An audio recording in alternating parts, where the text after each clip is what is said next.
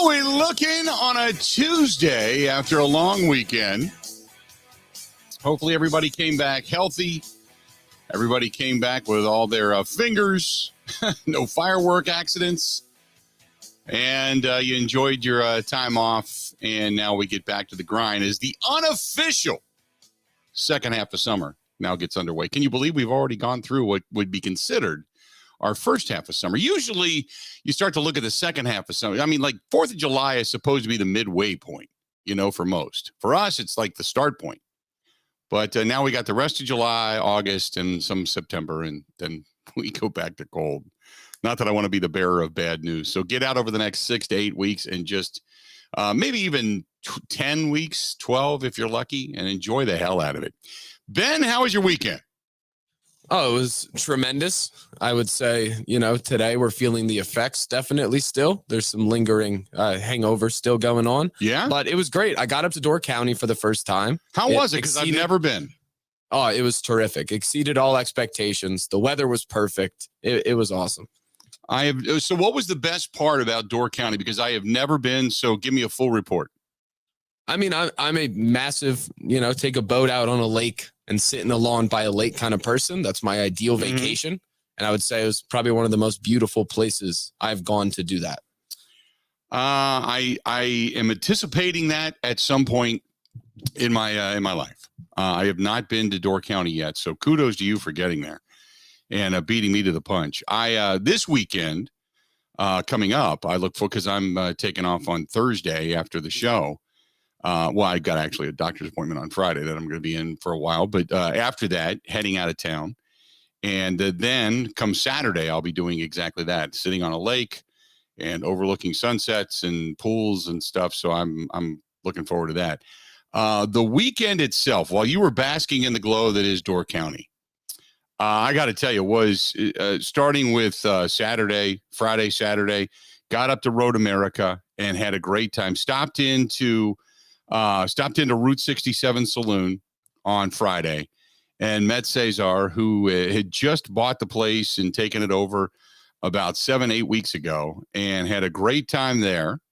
And then after that, ended up going over to Road America, where Sunday morning, now caught some of did you see any of the Xfinity race on Saturday? No, I was not near a television all weekend. Oh, well, good for you. Just to be able to get away like that, that's awesome. But for those that watched it, the Xfinity race and the NASCAR race for the most part, what a picture postcard again for the state of Wisconsin. It seems like when things like this go on, we're able to do it and do it right. The scenes, they didn't have a cloud in the sky on Saturday. That was a bright, beautiful, colorful, fan-filled weekend at Road America. And Saturday was picturesque. Sunday, got a few clouds and it moved in. But for the most part, it kept breaking up, and then it would get cloudy and breaking up and then get cloudy. But it was awesome. What an awesome experience. And got a chance to give that car away via Quick Trip on Sunday morning. And it was really weird because normally I MC that stuff. And instead, while I did sort of, I was the guy drawing the ping pong balls. And they did reverse ping pong or reverse bingo, so to speak. So the way this went to win the car was the 10 winners were all assembled. And the week, over the 10-week period they ran the promotion, they picked a winner each week. And the week that you were chosen was your ping pong ball. So they had the 10 finalists, and what you wanted was you did not want your number to be drawn, because as the numbers were drawn, you were eliminated until there was one left standing. So I had to be the bearer of bad news, drawing those ping pong balls for 9 people. So 9 people didn't like me, and only one person at the end really liked me. But it was great. The guy not only won the Camaro, but you just to hear him afterwards call his dad and say, "Oh my God, Dad, I can't believe it. I won it." And it was a younger guy. He's probably, I don't know, maybe late 20s, early 30s, something like that. And there was his wife and kids, and was just ecstatic, fired up, has some of his family there. So he won a $65,000, $70,000 Camaro, whatever it was, which was fantastic. and then the race on Sunday, which was really cool. Did you see the videos I posted over on the Facebook fan page? Yeah, I have a question to ask you about the posts that I'll wait for after the recap. No, go ahead and ask it. Ask it. I think the most pressing question I have from the weekend, is it your boat that says "Make America Disco Again" and has beads draped from the roof? No. Okay, thank goodness. No, but that passed me by while we were out on the lake. That boat passed me by. I don't know whose boat that was, but there was 70s music blaring from it. I think it was the Pointer Sisters, or it was who sings "Ring My Bell," and there was another one, another disco song that was there. But it passed us by, and it was just blaring 70s disco music. But yeah, that was fantastic. My two thoughts were the car looks awesome, and I hope that is not Bill's boat. No. So that was not my boat. No, you are correct. So going back to it, the race day, we gave away the car, and Quick Trip, being the title sponsor, allowed us and being a part of that. They do pace car laps, and some of the people from Quick Trip got a chance to jump into the pace cars, the Corvette and the Camaros, and do pace car laps. And when we took them down, because I drove the golf cart down, they weren't quite sure where to go, so I drove the golf cart down, and the people from the track asked Kristen and I, "Hey, do you want to go along?" Yeah, okay. So we got a chance to go in those new Corvette Stingray, whatever it is, the CA with the LTZ, or whatever the hell it is, engine in it. And all I know is the thing flies. Now, the pace car laps are not supposed to get over 120 miles an hour, but I think they were pressing that a little bit over that. But really cool to be able to go and do that. So I got the video of myself and Kristen, and my videos from actually inside the car. But all of that you can see over on the Facebook fan page. Go to facebook.com and you can see it. There was really a cool experience. Now it's different because I've done it now in both a Corvette and in the Indy car. Oh, speaking of that, so Ben, what would be your worst nightmare doing one of those? Crashing, right? I mean, being in it to begin with, it kind of sounds like a nightmare. I just get anxious, but then yes, I would not want to crash. So a couple of weeks ago, and this is between me, you, and the fence post, a couple of weeks ago, the Indy cars were in town, and you get to do the Indy car two-seaters. Now, I've done that, and it is really an experience. I mean, you know, in these Corvettes, you're hitting about 110, 120 miles an hour. In the Indy cars, they're full bore. It's Mario Andretti and Ari Luyendyk, who are your drivers for the two-seaters. And it's really cool because they drive like they're driving. I mean, like they're racing. So I guess it's the second time this has happened, but Mario crashed a car with somebody in it. Oh, yeah. Spun and hit the wall. Now, it wasn't terrible, but he hit it at 111 miles an hour, apparently, you know? So between me, you, and the fence post, I guess. But it's funny because at the time I thought, oh my God. But then I thought, you know, I said, did they walk away? They went, oh yeah. You know, the people were all fine. They get checked out, but they were all fine and everything. And so was Mario. And I'm like, okay, well, that's good. And then I thought, how cool would it be though? Now think about this, bear with me. If you were one of only two people in history to say, I was the guy that crashed into the wall on turn whatever in an Indy car with Mario Andretti driving. That's a hell of a story, right? Yeah, or you could be the one person who died doing that, and then it's not as fun. Well, no, but you'd be remembered. Very true. I've always said, look, if I go out, I want to go out either one, being remembered, something that you can sponsor on the show after I'm dead, or something happens to me where, I don't know, say we got, you know, like Orthopedic Associates of Wisconsin is our sponsor because I gotta come back from an injury. You know? Think about that. That wouldn't be a bad way to go. If we can get sponsored, we'll do it. We'll turn it into something. You know? Could you imagine like, Ben Kenny wearing a shirt that says, Bill Michaels Pit Crew, and then, when the tires wear out on my wheelchair, you got to come in and go, and pull the tires off. That'd be badass, man. That'd be cool. We could do that. Have stickers all over the back of the wheelchair. I could do that. Come on. So there you go. That was the weekend. Did you do anything yesterday, 4th of July? It was pretty crappy. No, we were just traveling back. Were We you? were going to go play Lasonia, but the rain made that not possible. Then I got home, the hangover hit. I really realized I shouldn't do anything. And then I had kind of a disaster last night. Told the story on the morning show. I went to sleep around 9:15, 9 o'clock last night, and I woke up at 10:40. And I read my phone and I just completely freaked out. And my shades were down, so I couldn't see outside. But I thought it was 10:40 a.m. So I ran to the bathroom. I texted Ebo, literally apologizing for missing work. I showered. I was having a panic attack in the shower because we had to submit our time cards today. I was like, how in the world am I going to get paid? We have to submit it by noon. And honestly, my last thought was, oh, I'm sure the show's fine. Like that'll go on. Yeah. But how am I going to get paid? So then finally I get out of the shower. I look out the window and it's pitch black out. Look at my phone. It's still Monday, July 4th. I go back to sleep. And while I was going to sleep, I was petrified I wouldn't wake up at 6, which That's I did. awesome. And we're all good. That's awesome. I love Here that. we are. That is fantastic.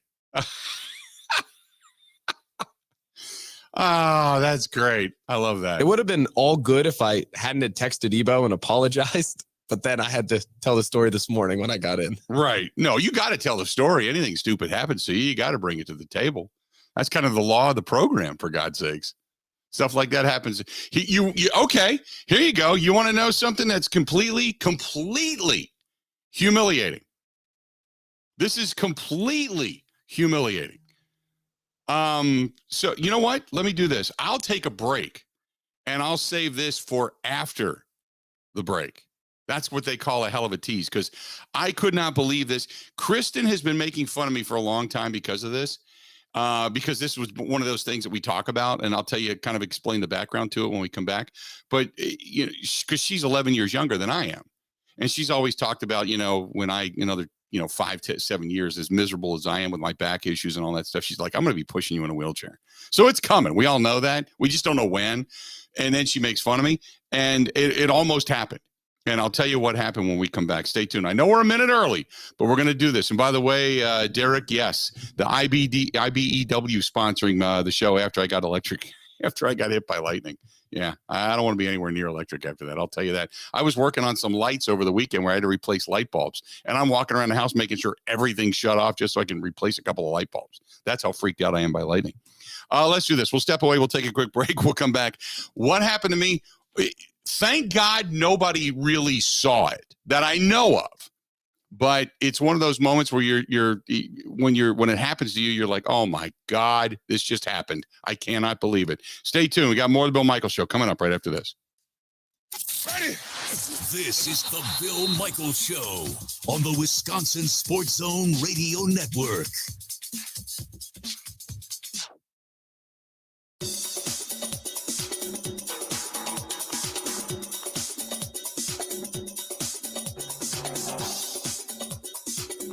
Bill Michaels will resume in 3 minutes.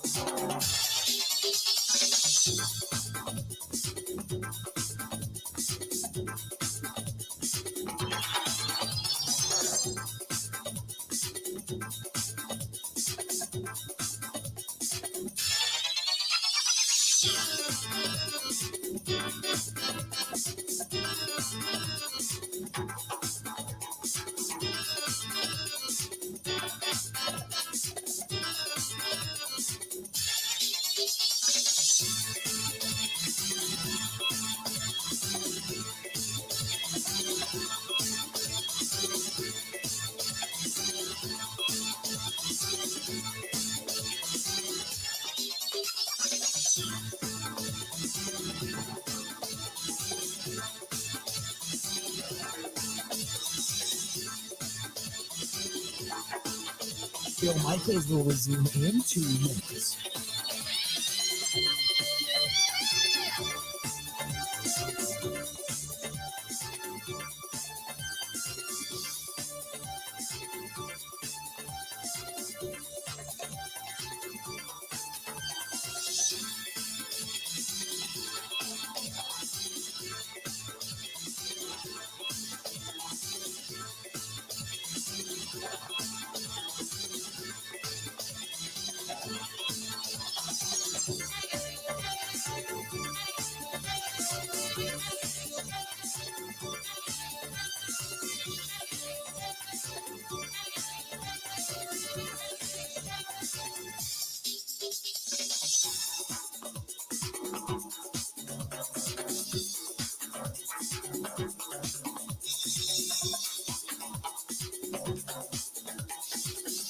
Bill Michaels will resume in 1 minute.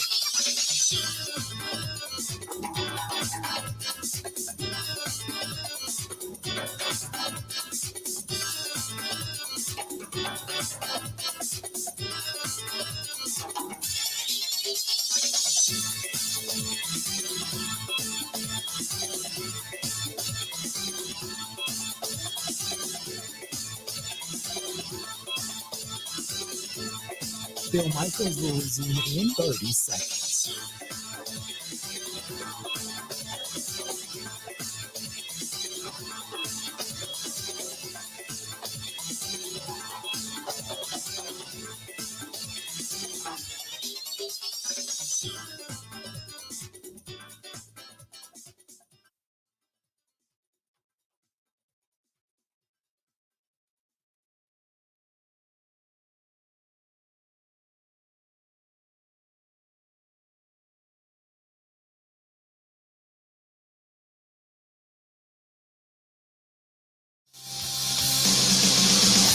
Welcome back. Big weekend was enjoyed by all.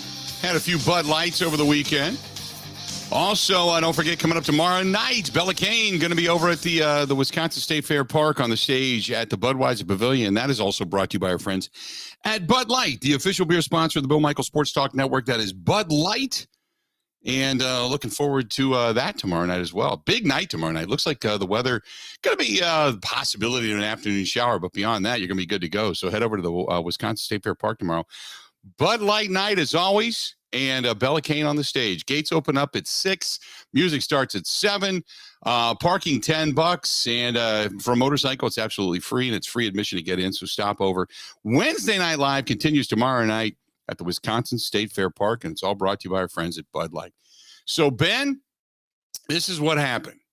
So I got the boat back finally after a couple of years, and finally got the engine in it and everything.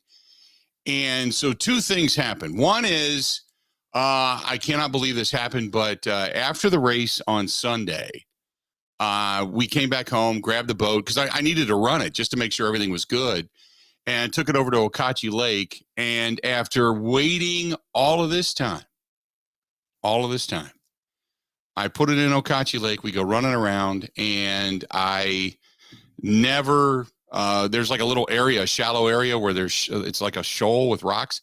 I ran the boat up on the rocks after 2 years of waiting for this thing, and I bent the propeller. So now I got to get a new propeller. But the boat itself is okay, but I can't believe I did that. So anyway, I get the boat back, and we came back from the Xfinity race.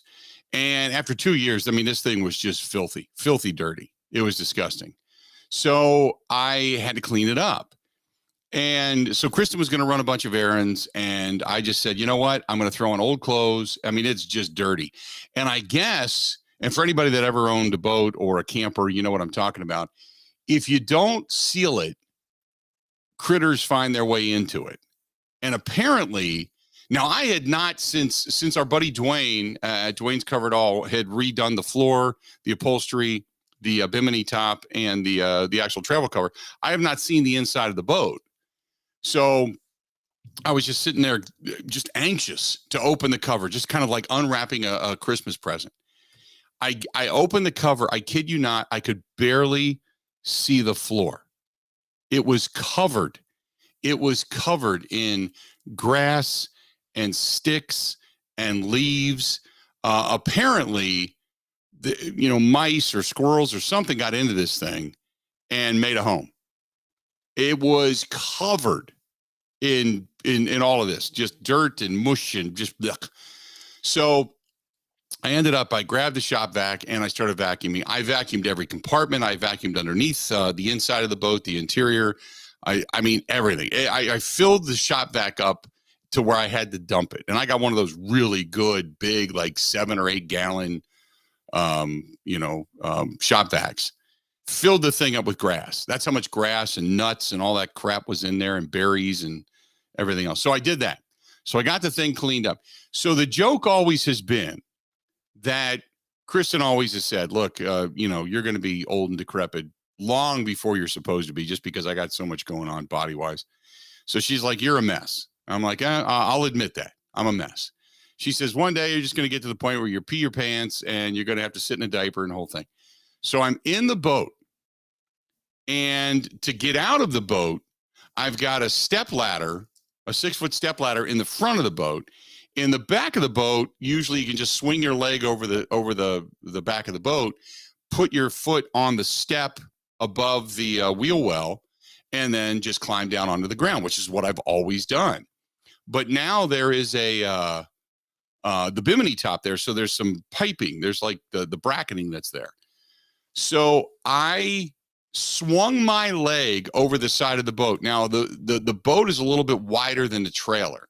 So you got to swing your leg not only back over the boat, but kind of back underneath it just a little bit at a weird angle to get your foot squarely on the fender to be able to then bring your other foot out of the boat and kind of climb down.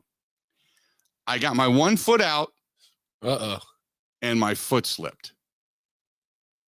And I racked myself right in the beanage to the point that it was one of those, where you start sliding, like you don't know whether to grab yourself and make sure everything's still there or to brace yourself for the fall. I kind of did an in-between. One hand went to make sure that I didn't have to catch anything as a single-handed juggler, and the other hand tried to hang on to the corner of the boat. Didn't happen. So down, I didn't fall hard, because otherwise with my back, I'd probably been paralyzed and laying there like a turtle on its back. But I took the tumble out, but I noticed when I'm laying there, looking up at the sky as if to say, am I still alive, or the bright blue sky, is that actually the tunnel to heaven? Not that I'm going to heaven. Then I realized, oh my God, I broke something. I'm all wet. I peed myself. Ben, I peed myself. I didn't know it would happen like that. I peed myself. Now, not a lot. It wasn't like it was an out-of-control fire hose. But when I hit, I was like, oh, and I peed myself. I'm laying there in not a puddle, but I'm laying there wet. I peed myself laying on the ground, looking up, going, this is what my life is. I tried. It's called 90th birthday. Yes, exactly. Yes, that's what I was thinking. That's what I was thinking. Exactly. I'm like, oh my God. I laughed so hard at the metaphor of Mike Clemens doing the review of his new spray nozzle for his garden hose, calling it the 90th birthday dribble. That's exactly what I just did. At the age of 55, I took the nut cracking 90th birthday dribble right there on the ground, laying next to between my house and my boat where no one could see me. And I thought to myself, if I died right here, right now, this is the way they're going to find me, laying on the ground, pissy pants, and just out. And that's the way they're going to find me. And with one of those magic eraser from Dr. Clean or Mr. Clean or whatever it is, one of those magic erasers in my hand. And that's the way they're going to find me. Dead like that. That's it. I mean, God. Wow. It was just... And all I kept thinking, the other thing I thought was, oh my God, wait till I tell this story to Kristen, and wait till I tell this story on Monday. I peed myself. I couldn't help it. So there you go. That was the day I cleaned the boat. I thought, what a great weekend.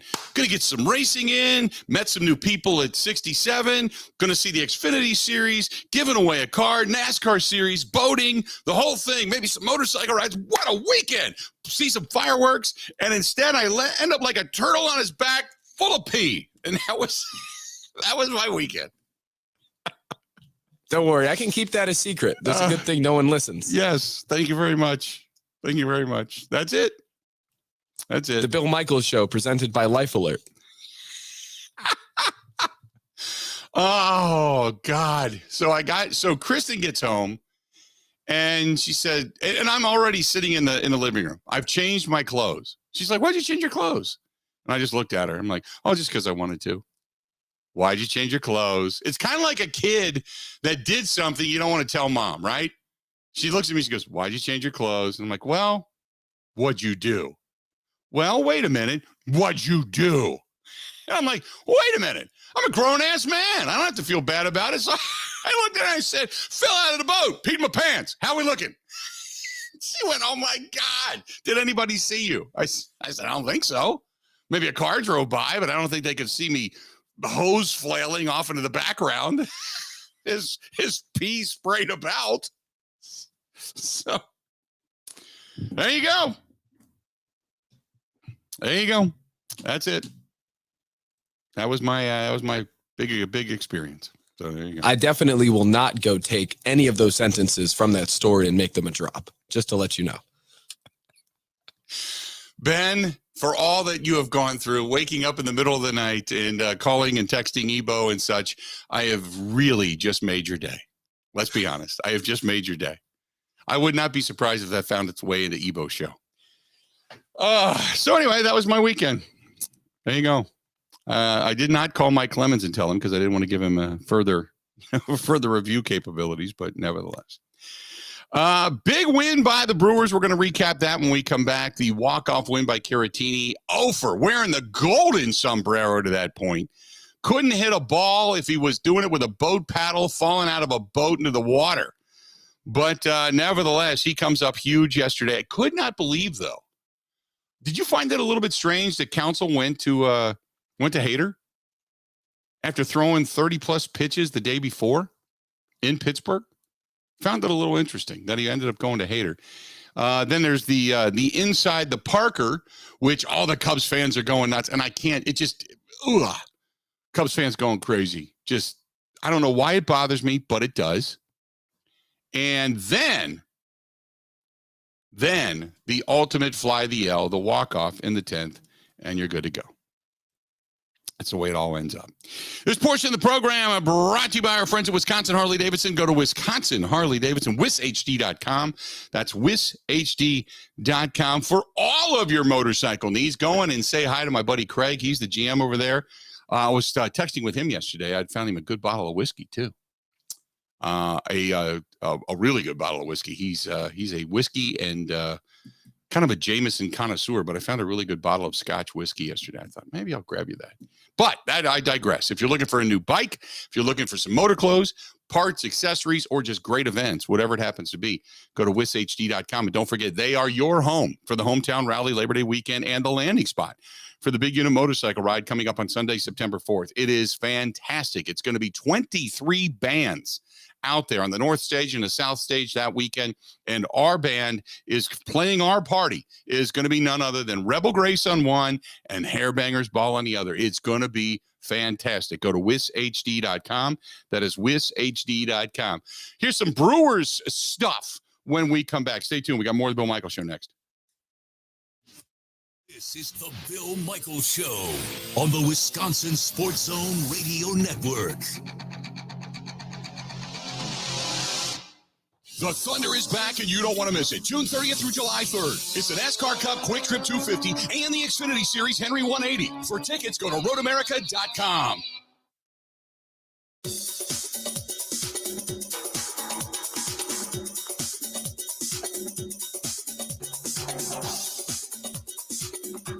Bill Michaels will resume in 5 minutes.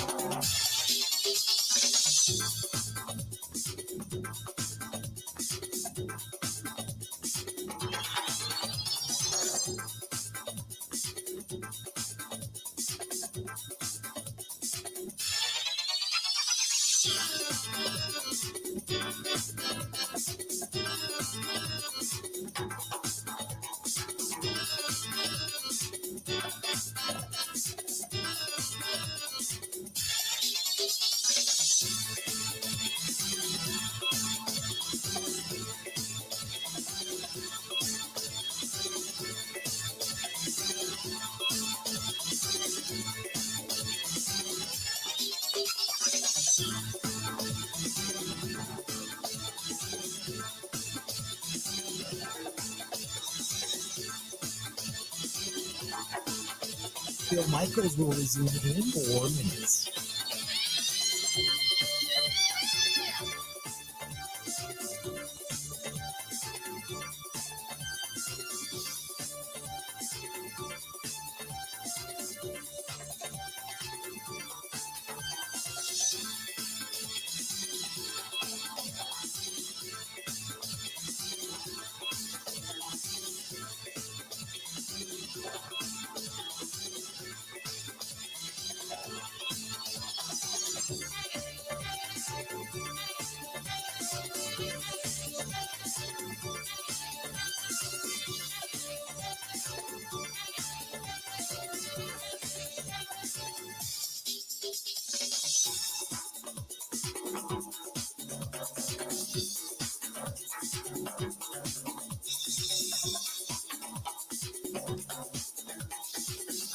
Bill Michaels will resume in 3 minutes.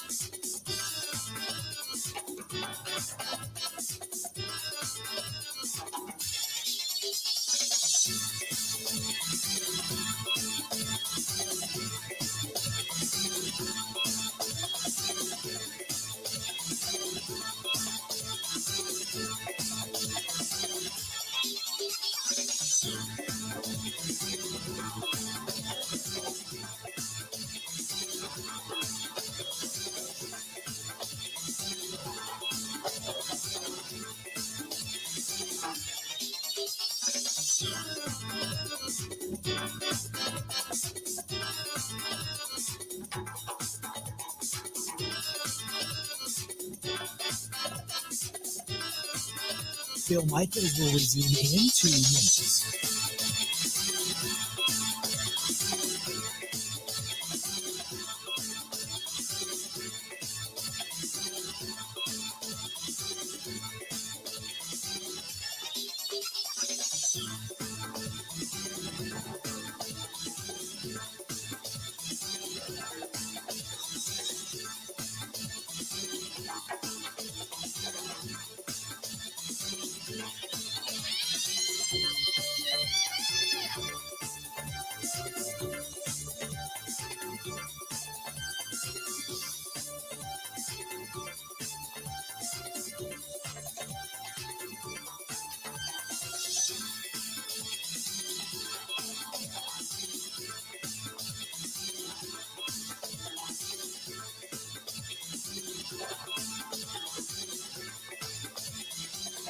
Bill Michaels will resume in 1 minute.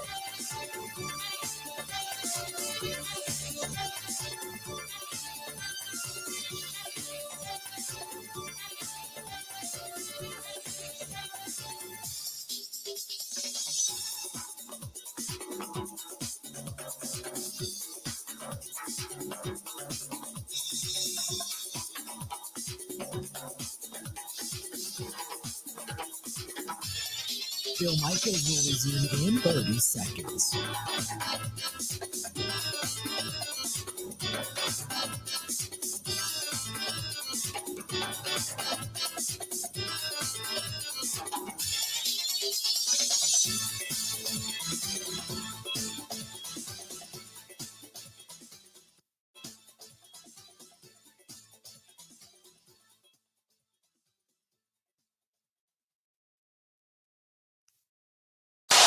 Ready to go. Here it is. He missed inside, and the Brewers have come back.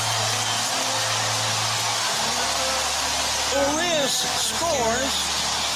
Yelich, the bases loaded walk. Here's the stretch from Boxberger.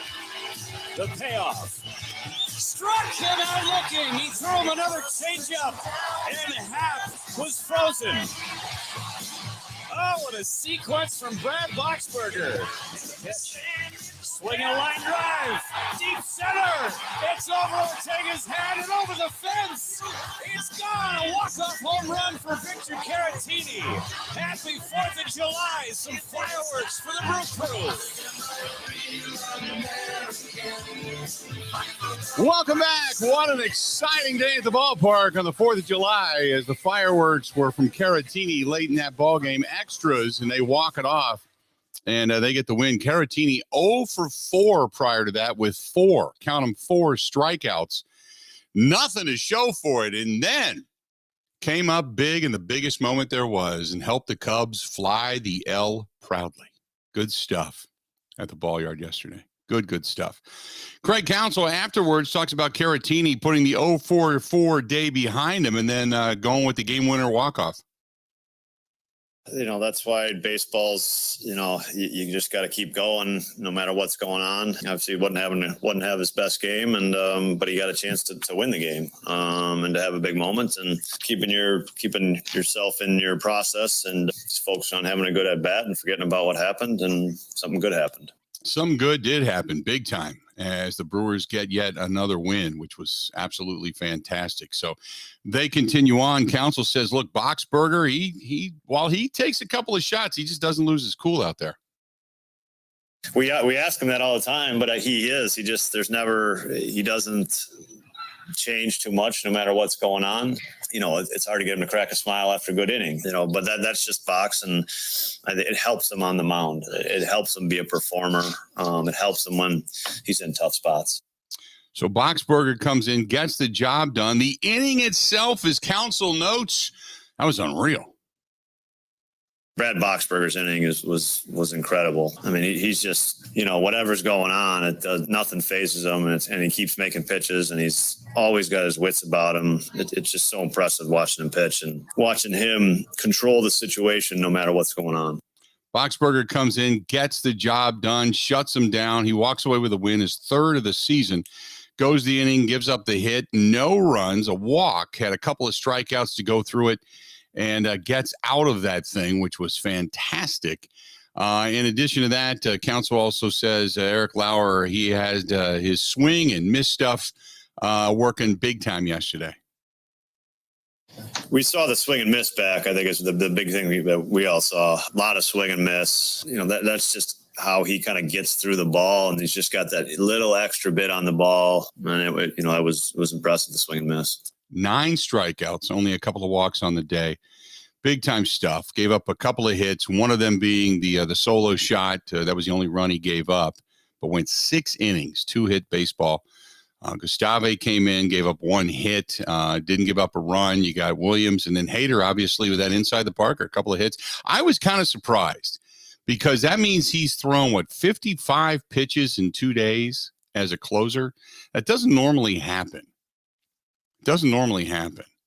And where they let him throw 30-something pitches the day before and then come back again. I was a little surprised by that when I heard that mentioned in the broadcast, but nevertheless, Caratini ends up walking it off, all for you can worry a little bit, but don't worry too much, because Caratini walks it off with the Brewers 3-run homer in the 10th. Now, I would assume after yesterday that Hader not available today.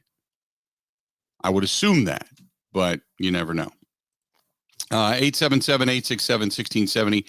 877-867-1670. If you want to find us, please feel free. Go ahead and do so. Again, 877-867-1670. Also, you can find us over on Twitter at Bill_Michaels, at Bill_Michaels. And you can also track us down, track Ben down at Ben Z. Kenny, at Ben Z. Kenny as well. You can find him there.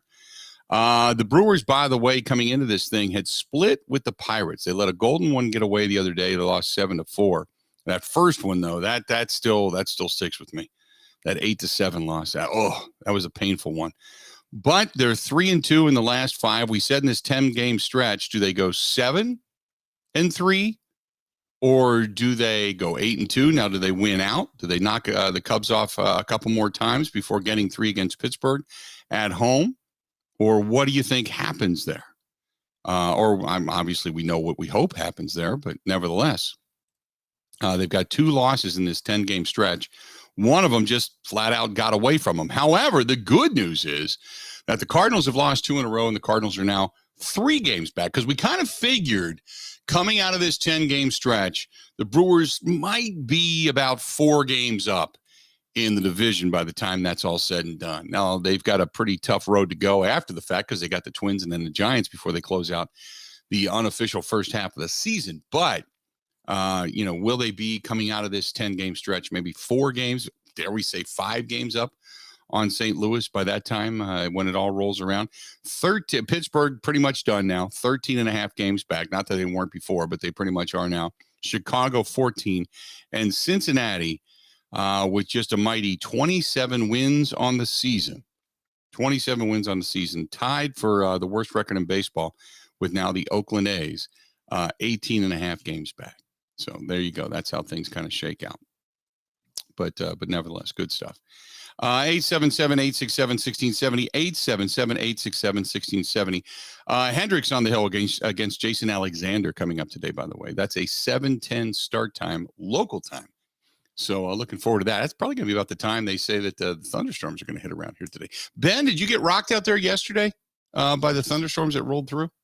Oh, driving back, it was a monsoon out there. Yeah, it was. It came down so much so that I've got rocks in my gardens around my bushes and stuff, and it blew all the rocks out. It was coming out of the downspout so fast it blew the rocks out of my my garden beds.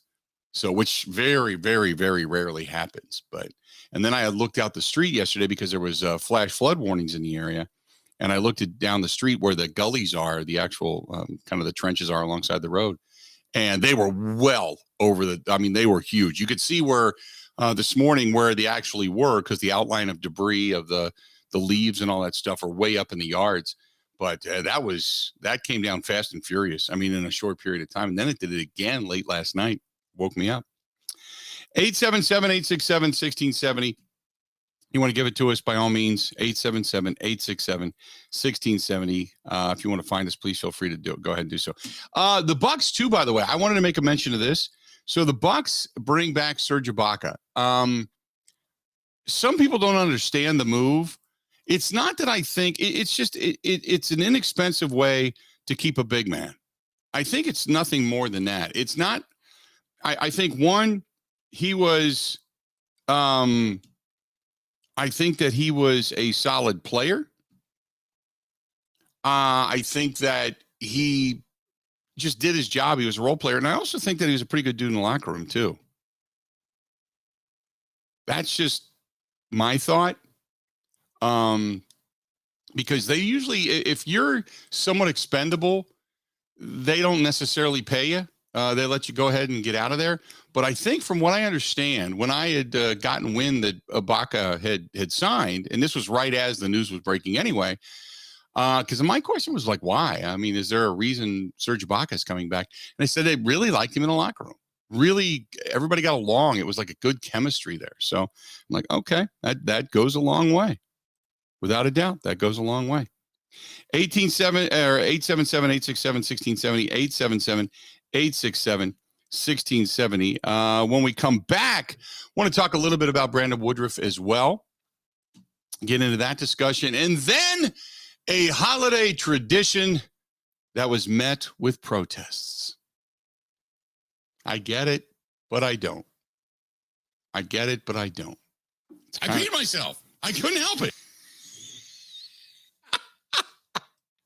And Ben Kenny making an appearance in so many different ways. There you go. Stay tuned. We got a lot more of the Bill Michaels Show. It's all coming up. This portion of the program brought to you by our friends over there at theniceash.com. I'm actually stopping down there today. I got to pick some cigars up for the trip. So going to stop down there a little bit later on today and stop in, say hi to the gang at The Nice Ash, 323 West Main Street, downtown Waukesha. As the parade went by yesterday without a hitch, and good to see everybody out and about on the streets. But downtown Waukesha yesterday, but 323 West Main Street. Going to maybe go down there and watch the Brewers game tonight. That's coming up. Stop down there and check it out, whatever it happens to be. So stay tuned. Whole lot more of the Bill Michaels Show. It's all coming up next.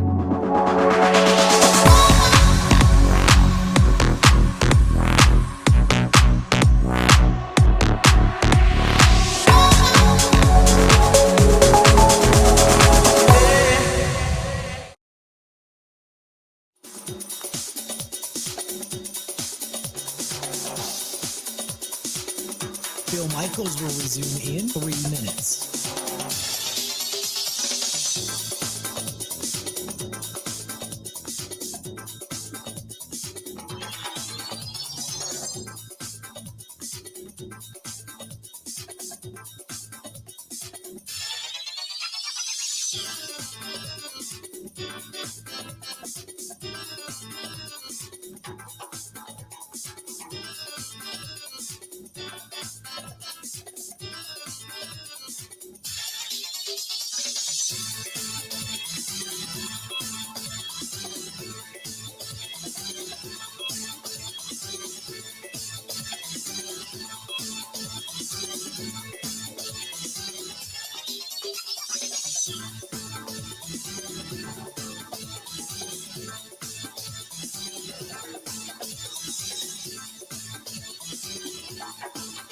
Bill Michaels will resume in 2 minutes.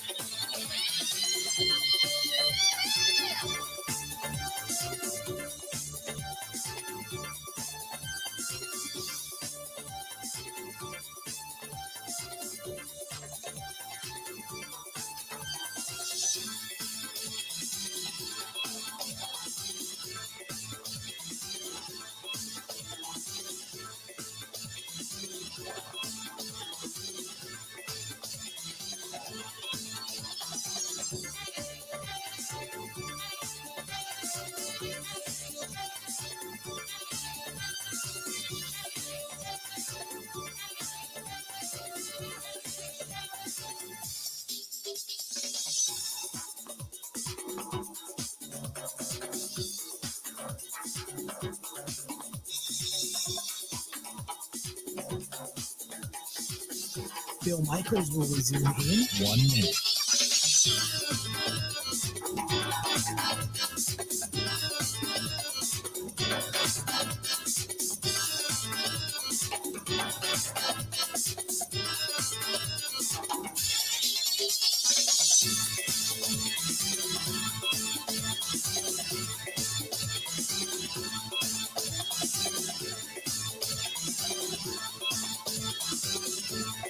Bill Michaels will resume in 30 seconds.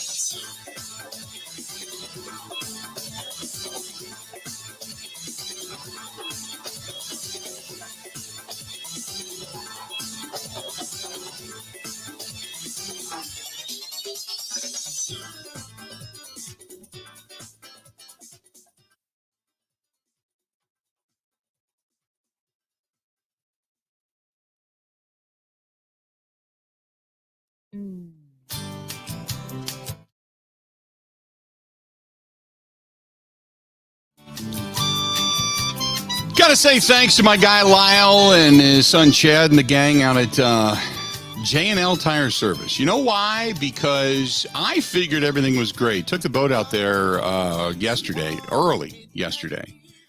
Dropped it off, and I thought, you know what? I just need to make sure the axle's good. The tires look good to me, no problem. And Lyle sends me a note back and says, no, look at this. And sure enough, he got on his hands and knees and started looking in the tire tread. And there's little cracks in the tread. He said, Bill, this is one of these tires that it probably hasn't been changed in like 6 years. And even though they look good and there's still tread there, it's just over the years of not using the trailer a lot, the rubber begins to harden and split. And that's the kind of rubber that begins to peel off at about 80 miles an hour when it starts to fling off, and you're basically your all the belts just roll right out of the rubber. And that's why you see those giant pieces of rubber on the side of the road. He said, yeah, this was not good. He said, I hate to tell you, but you're going to need 4 new tires. I'm like, oh, okay. But he also said, you don't want to be one of those guys sitting on the highway, kids in the car, on your trip, and you got to spend your entire day driving around looking for new tires and possibly a burn-up axle, and your trip would be done. So you'd rather spend the money now and rest your head on your pillow at night knowing everything's been taken care of and you're good. And that's the best part of all. So while you may not like the news, at least they have your best interest at heart. And that's Lyle and the gang at J&L Tire Service, which my boat is there right now. And I use them. They're just north of 94 at Johnson Creek. And also they have the other shop up in Watertown, but the Johnson Creek exit is where mine's at. And trust me, it's probably saved me more than a few hours sitting on the side of the road going, what the hell? And maybe wasted an entire day or 2 or 3 of the trip just because I was, too stupid to really thoroughly inspect the tires and such on the trailer. So thanks to Lyle and the gang at J&L Tire Service, man. I certainly appreciate your due diligence. 877-867-1670. You want to hit us up, by all means, go ahead and do so. Joe says, hey, Bill, you making the trip to Sturgis this year over in the Bud Light live stream? Yes. Yes, we are. Going to be there for, I think, like 8 or 9 days, as a matter of fact. But yes. Dennis says, what an incredible weekend you had at Road America, which, Dennis, it was spectacular. Between Road America, taking the boat out, riding the motorcycle, Kristen got her motorcycle out. I mean, it was awesome. It was so much fun. Yeah, we had just a blast. Short of the fact that I ended up straddling accidentally the gunnel of the boat, so to speak, and racking some things, but nevertheless. Although Steve said, well, look at it this way. At least you can still pee. Be grateful for that. I could have done some damage to where I broke the pipe, so to speak. So you are correct. There you go. Let's do this. Ben, first of all, did you see the disruption of Joey Chestnut in the Nathan's hot dog eating contest this past weekend, which is an American tradition of hot dog eating over on Coney Island and such? Did you see that? The protest? I saw the protest afterwards. There were videos on social media of it because they didn't show it on the broadcast. No. Yesterday was actually the first time I've watched it from start to finish. The hot dog eating Joey Chestnut put down 63 hot dogs, and he walked to the stage I shouldn't say walked. He got to the stage on crutches because he's got a ruptured Achilles. And he was not going to allow that to keep him out of the contest. So he comes to the middle of the stage with all of the other contestants. He hobbles over wearing the Nathan's hot dog eating contest with, Uncle Sam giving the thumbs up in one hand and a hot dog in the other and the T-shirt. How protesters got on stage, I have no idea. This is like a nationally televised thing now. But nevertheless, they did. So Joey Chestnut, while engorging himself on his way to 63 hot dogs, a protester with a Darth Vader mask and another one behind him in a stormtrooper mask holds up signs about Smithfield. Now, Smithfield, by the way, is a pork supplying company to Nathan's for the Nathan's hot dogs, and they've had their issues with animal rights and human rights and all that kind of stuff. So I understand it. But the protesters took that opportunity to storm the stage at the Nathan's hot dog eating contest and protest. Well, one of the protesters runs up and bumps Joey Chestnut out of the way and begins to hold up this sign. And while the contest is going on, had Joey Chestnut lost, we could have blamed it on this, but he won by 13 hot dogs. The next closest guy, I think, only consumed 50. But he takes the protester in a chokehold and throws his ass to the ground. Wham! Slams him to the ground. And then just keeps on eating. Now, I don't know. We cannot call the hot dog eating contest more a contest. I don't even know what the hell to call it. They call it a contest. It's not a sport by any stretch of the imagination. So we're not going to go there. But the fact that he wailed that guy to the ground in a chokehold, flexing up a little bit with a hot dog hanging out of his grill, another hot dog in one hand, and a protester in the other, wham! Down he goes, throwing his ass to the ground. That's pretty fantastic. I don't know how to really rank that in the all-time top 10 of keep on trucking while somebody's trying to disrupt your job, but that was impressive. Was it not? Oh, yeah. Just go back and power rank the protesters from the last 3 months. Where does this guy fall into it? Because there's Glue Girl. I'll probably put her number 1. The chain person, maybe number 2. And then this guy with a stormtrooper mask just getting bodied by Joey Chestnut, number 3. But I could hear arguments for all of them. Yeah. Now, who was the guy that protested by gluing his hand to a counter at a Starbucks? Remember that one? Wasn't it an actor? Yeah. Oh, it was a guy from Succession. Right. So over the protests, over the last 4 or 5 of them, the girl that glued herself during a playoff game to the court, it was during the playoff game, right? Yes, the first round. The first round. She glued herself to the court. That happened in Minneapolis. So I give her credit because she actually decided to say, I'll get glued to a basketball court. The next person that decided to chain themselves to the stanchion, she doesn't get any credit because that wasn't even a real chain. That was one of those plastic things like you put up around your garden. That's some sorry-ass chain is what she brought. So she doesn't even get into the top 4 or 5. She's an idiot. She brought plastic chain. Why don't you just bring paper clips, for God's sakes? Make a paperclip chain and just say you did that. So this guy would go to number 2 because at least he made it to the stage.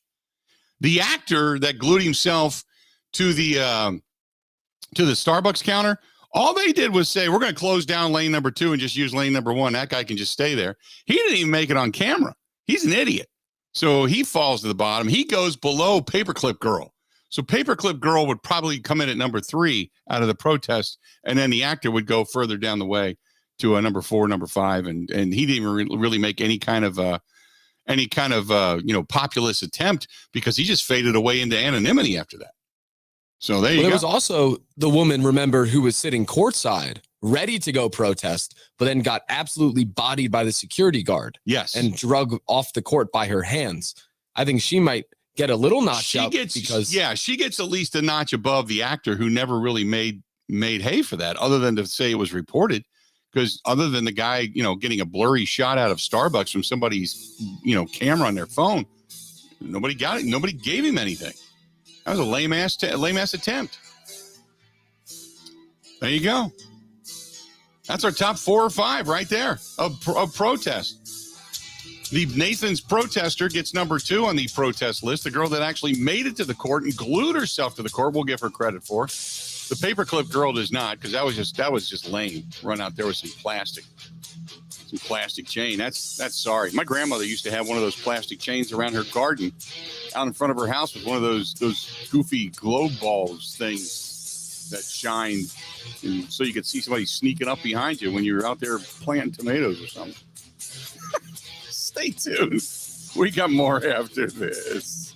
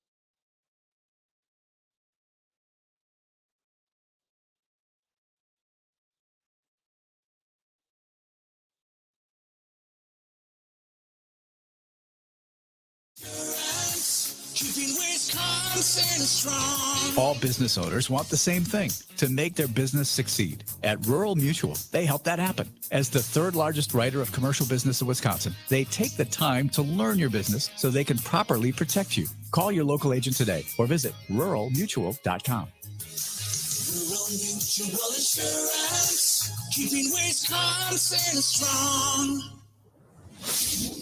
The Big Ten is set to expand in 2024 with USC and UCLA leaving the Pac-12. And now CBS Sports reports that the Big Ten is in a holding pattern as it awaits to see if Notre Dame intends to join the conference or not. For the Wisconsin Sports Zone Network, I'm Ebo.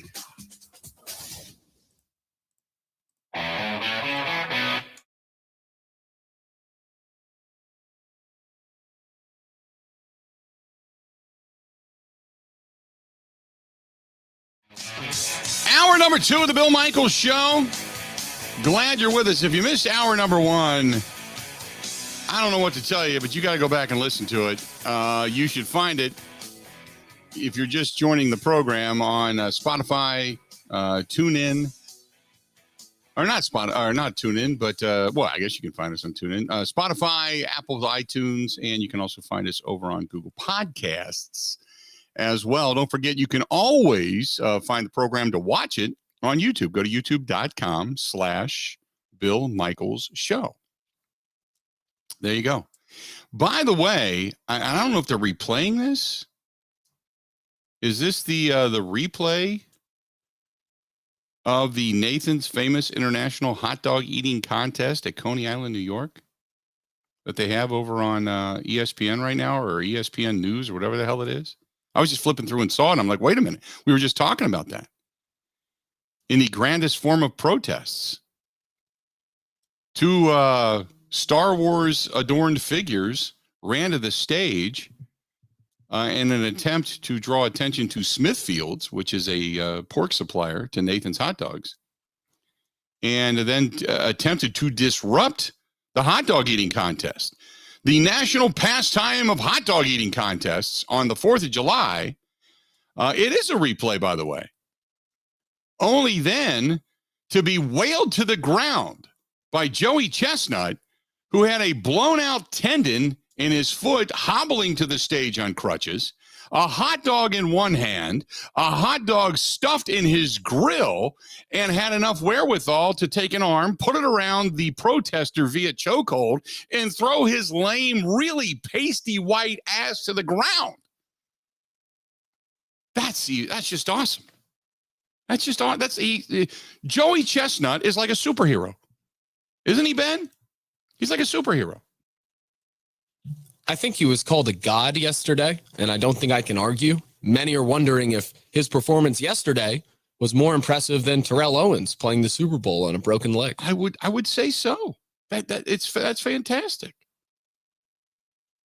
That's fantastic. I just, a hot dog in one hand, a blown out tendon, a hot dog stuffed in your grill, still protruding from your bloated face, the tip end of a hot dog hanging out of your grill, and a protester bust you up, only to have you turn around with your free hand, mind you, and put him in a chokehold and wail him to the ground. That's fantastic.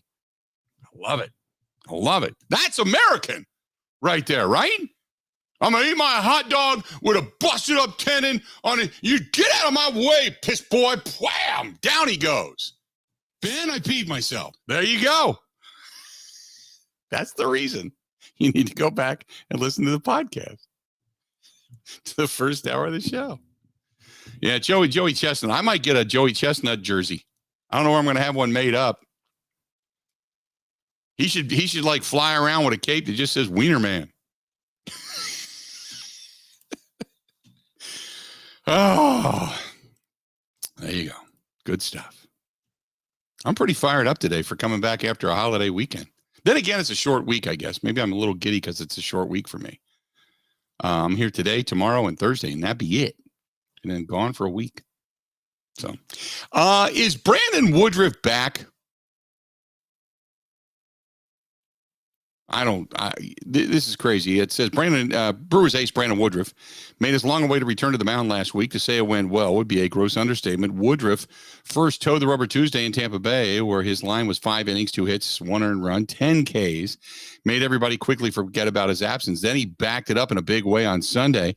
6 innings, no runs, 8 strikeouts against the Pirates. Some legitimate concern that Woodruff would need some time to return to his usual dominant self, but the hesitation can now be swept aside thanks to his 11-inning, 8-hit, 1-run, 18 strikeout week.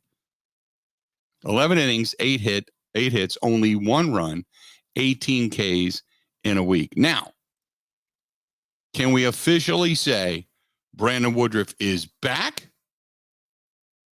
Yay or nay? Yay or nay? Get into that discussion. If you want to chime in, 877-867-1670. Going back to the hot dog eating thing real quick, we got to do this because Ben has found the announcers as they were introducing Joey Chestnut, and the announcers I've never heard this. Ben, what exactly is this? They have that hype guy who wears the weird hat that always introduces all the guys. Yeah. And it looks like he's on some sort of drugs, given how heavily his hand is shaking. I want whatever he's taking, but he is an electric human being. So this guy is announcing the participants in the Nathan's Famous Hot Dog Eating Contest and he goes bananas. Let's take a listen. There will be a day that is the end, the collapse of time and all that stood within it. A day of nothing, of no one, of nowhere. But that day is not today. Today we burn bright. Today we blind the earth with our desire. And while it is still ours, we will bend history to witness this moment, to witness this man.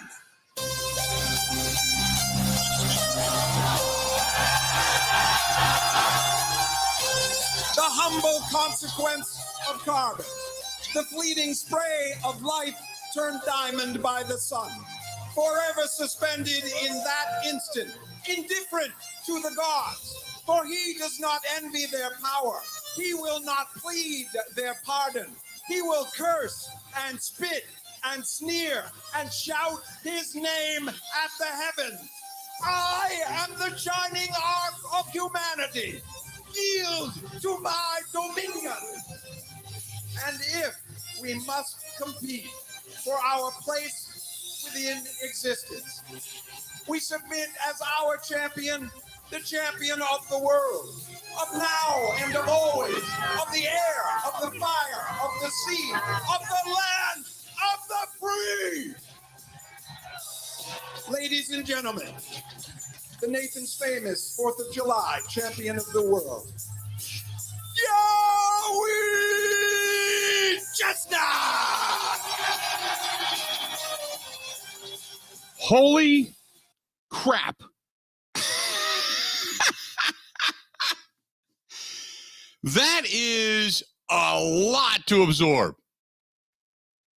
That is an introduction. I mean, presidents, champions of every major sport, champions of every sub-sport do not get introduced in that light. But a guy that stuffs 63 hot dogs in his freaking grill gets that kind of an introduction. That kudos. Yeah, that is amazing.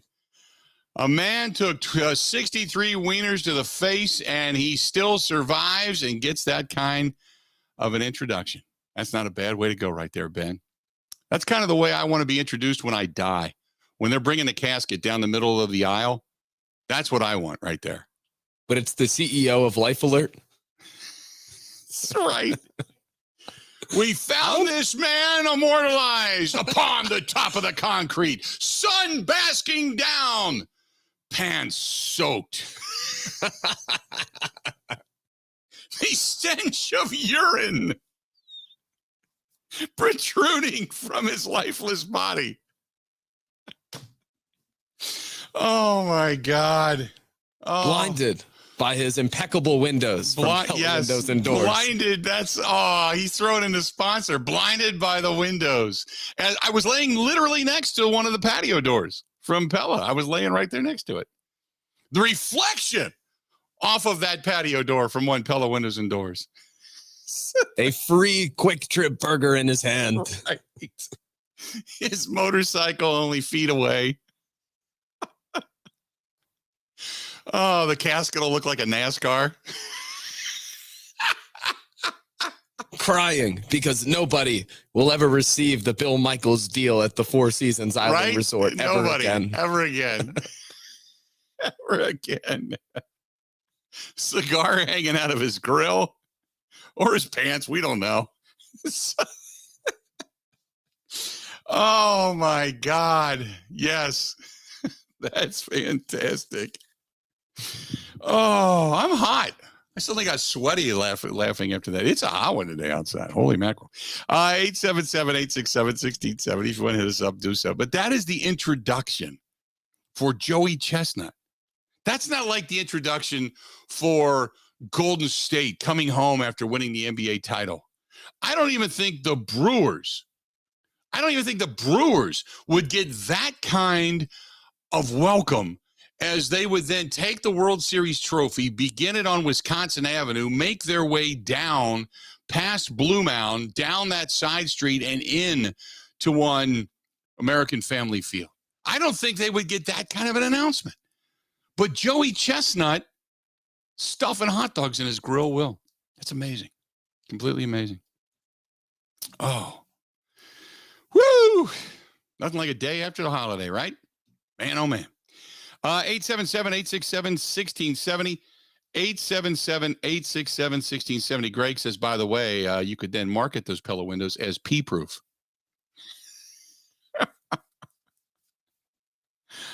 Oh, good This gosh. is Jet. Yeah, this is Jet right there. Yep, pee-proof windows, just in case. Oh, good God. Gino says the old Acme Packing Company, now American Food Group, they sell beef to Smithfield for the hot dogs. Why hurt the Green Bay workers? I agree. Why do that? Yeah, don't know. Smithfield, I don't know what the deal is. Obviously you can read his stuff that's out there on the internet if you choose to do so, but I don't know. Tom over on the Bud Light live stream says, you hope Woody is back. What a key piece if he is. Gino also asked the question, do they even fly an L flag? I think at Wrigley they do. Whether they win or they lose, they fly a flag to let you know what the Cubs did that day. I do believe they do.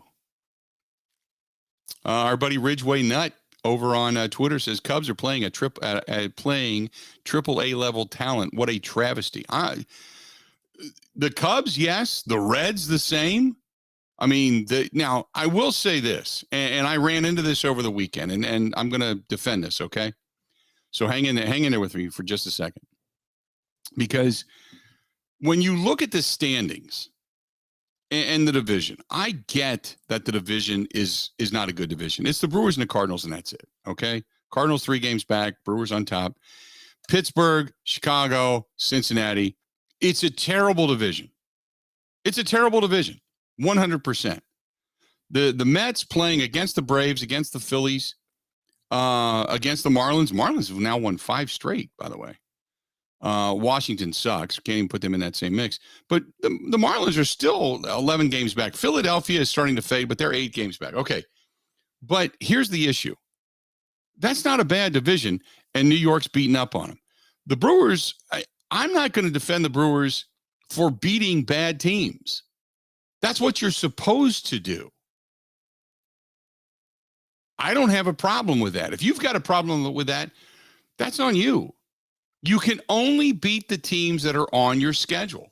That's like, some of these teams late in the season when Alabama plays, Cupcake University, and then they count. Look, they schedule it that way. It's no different than playing Appalachian State early on in the season. It's no different. I get it. It's when you play it, but you play who's on your schedule. You play who you've scheduled. It's the same thing with football. You can play what's considered to be the toughest schedule, but if that team decides to tank it, if that team, changes personnel in the offseason and they go from being a pretty good opponent to a pretty bad opponent, then so be it. What are you supposed to do? You can only play them. So the Brewers are playing in the division that's pretty weak, right? I'll agree with that. But I'm not going to fault them for winning the division. What you would do is you would go nuts. You would go bat crap crazy if they lost the division. Because you would say they couldn't even win a division. That sucked. So appreciate the fact that they're beating up on bad teams. Who cares? That's what you're supposed to do. That's what good teams do. You beat up on bad teams. And that's why that first game against Pittsburgh, they lost 8-7. That's why it kind of sticks right there. Sticks in your craw a little bit. Because that was a game you should have had and you let it go. That's one of those games where at the end of the season, you could end up looking back going, there's 3 or 4 games we look at. Had we had those 3 or 4 games, we'd ended up 4, 5, 6 games up in the division rather than coming down to a playoff game or something. So I agree, man. Who cares if they're beating up on bad teams? Beat them. 47-35, 12 games over 500. I'm good with that. I'll take it in a heartbeat. Now, it's not the 50-30 of the Mets, and it's not the 50-29 of the Dodgers. I get it, but I'll take it. I'll take it in a heartbeat. Because at some point, LA, they're going to face some bad teams. Look, LA's facing Colorado. They're 10 games under. Arizona, they're not a good baseball team. They've kind of given up, although they actually performed a little bit better than what many people expected. Still sitting at 14 and a half games back and 36-44, but nevertheless, 8 games under 500. A lot of people thought with the way they were dealing players in the offseason that they wouldn't even field a team. It'd be a bunch of beer vendors and ditch diggers. So not a bad division. I agree, but some teams are playing a little bit better than what their talent is. I just think flat out, to be honest with you, Chicago and Cincinnati have just given up. They're not even to the unofficial midway point of the season yet, and both of those teams just threw in the towel. They don't even play like they want to win. Watching the mistakes both teams make.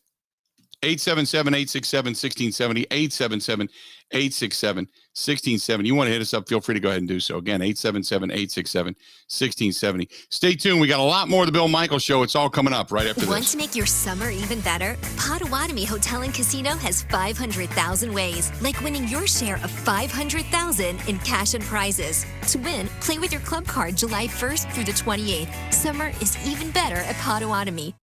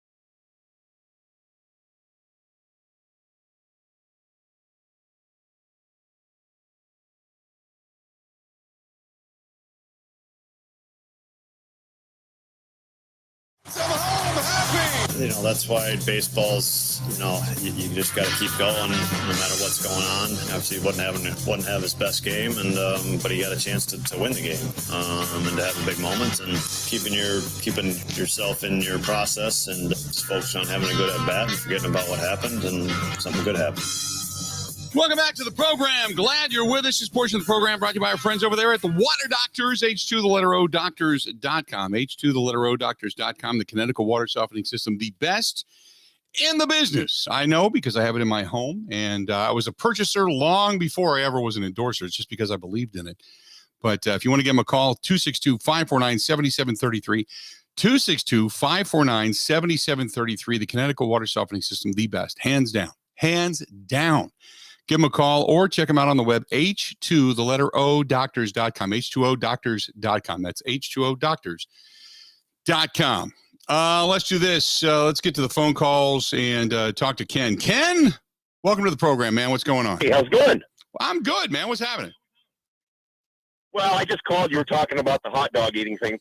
My daughter's competed in that for 4 years in a row. Really? She's actually on the stage. Yes, she has. And, it's quite an event if you've never been to one. She did her qualifications. We went to San Antonio, and we've gone down to Florida. You've got to qualify to get up on the stage. But now the last 4 years, she's been up on the stage with the big boys. So it's been kind of entertaining. If you've never been to something like that, you need to find out whether they have a qualifier, because that guy is just a hoot. He wears the hat and does all the speech and all the stuff. How do you get into that? Well, my daughter's out of active Air Force. Now she's in the reserve. And she started this when she was in the Air Force because she'd be down in Texas, or she was in Florida, or she was around, and friends would start talking about, eating contests. Well, we're very military. We're a large dairy farm in Dorchester, Wisconsin. She went in the service. Her mother and I, we've watched the hot dog eating contest since she was like 5 years old. It's just been like one of those things. Nothing more American than watching the hot dog eating contest. And then she found friends, and the next thing you know, she's ranked 43 in the world. She's done hot dogs, she's done tamales, shrimp.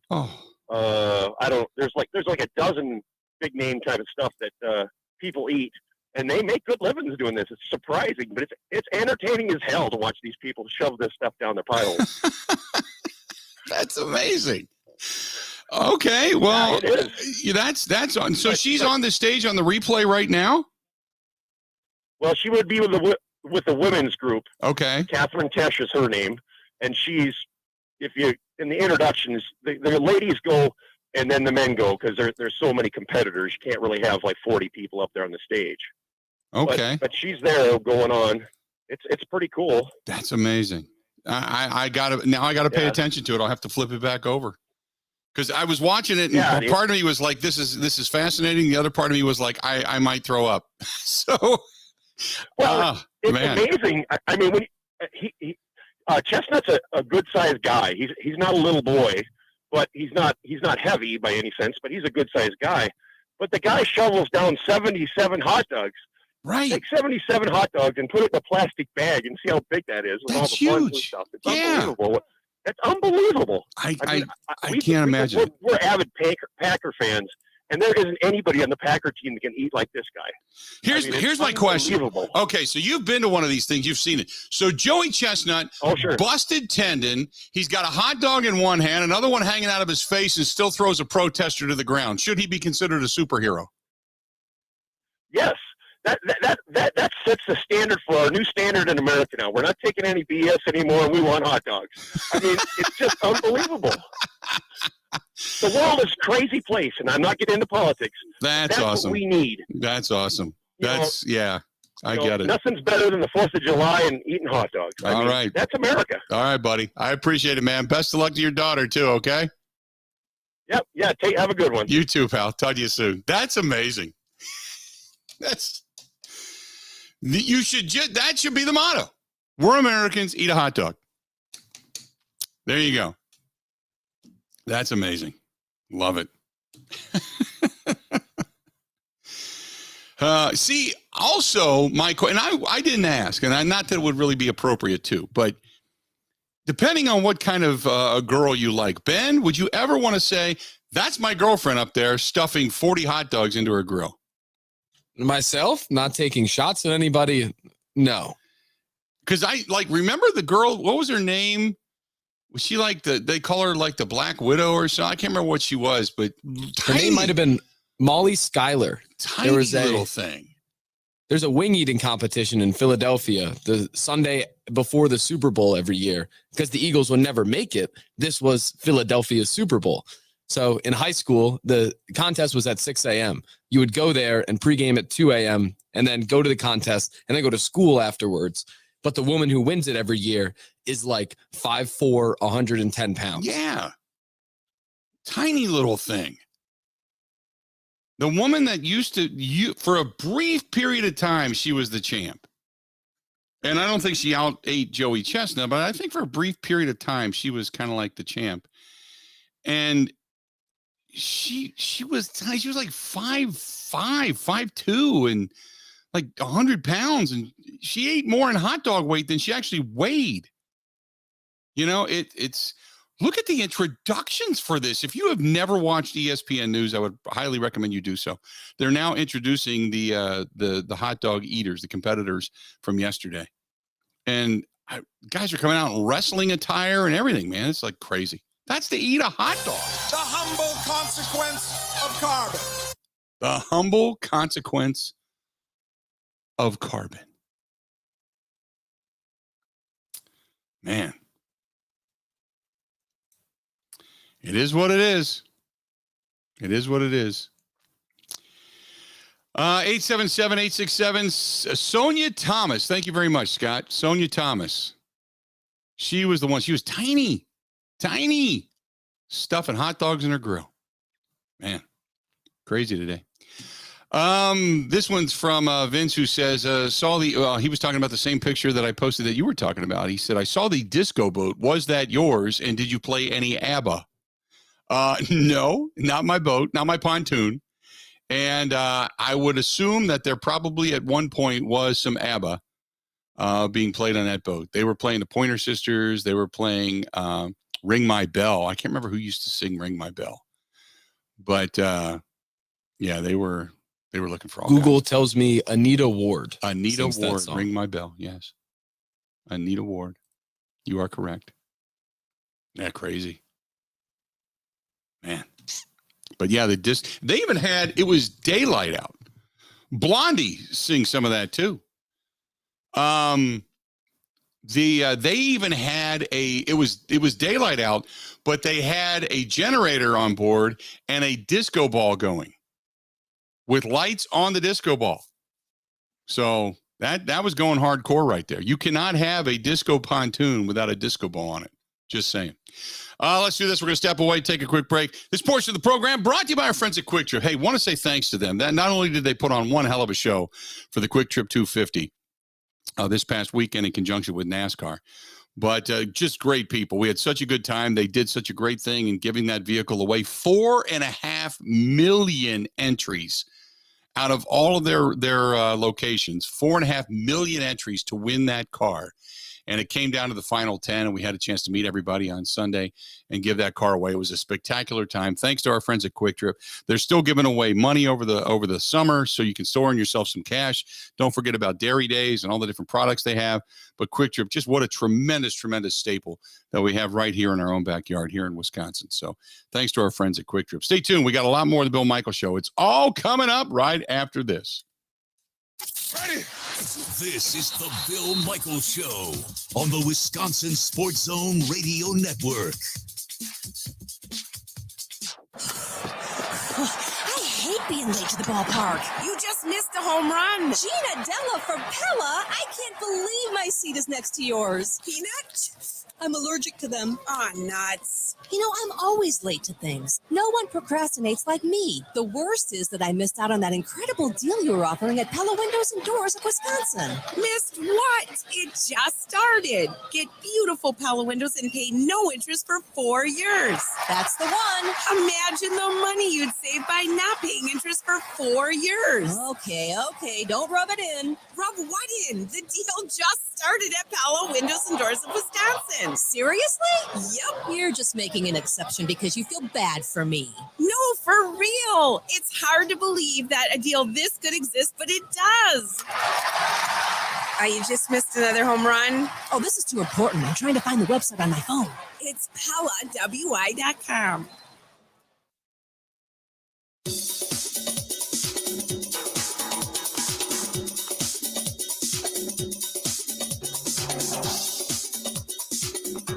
Bill Michaels will resume in 5 minutes.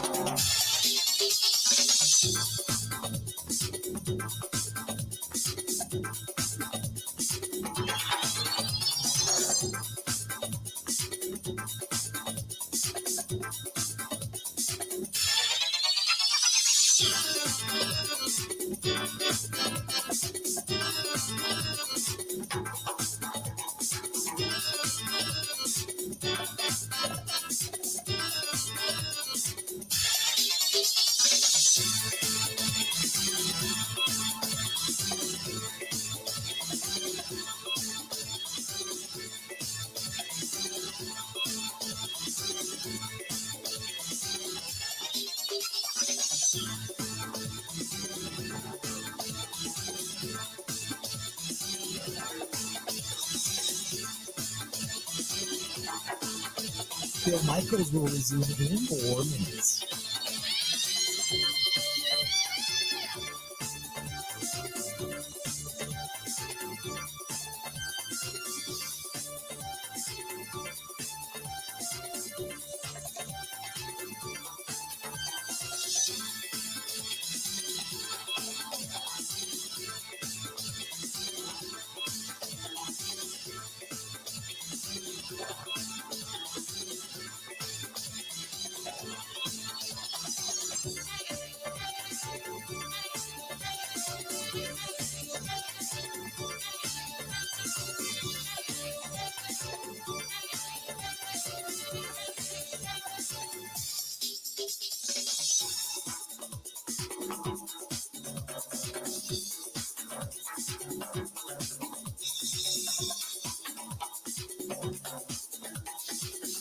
Bill Michaels will resume in 3 minutes.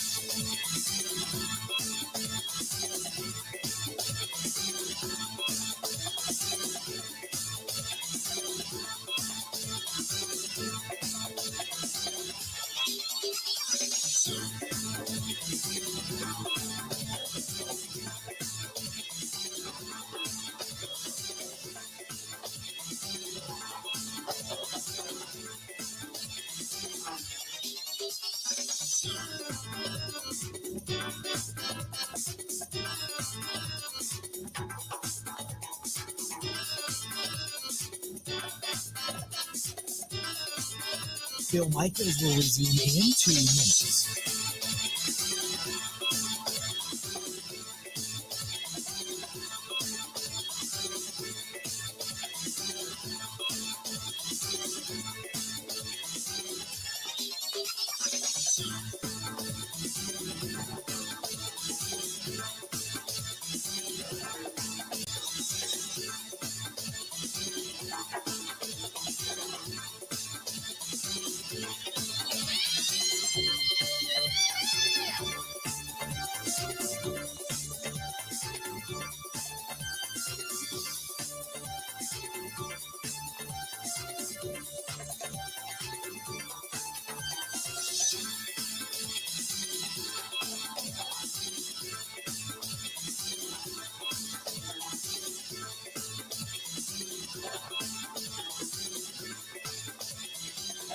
Bill Michaels will resume in 1 minute.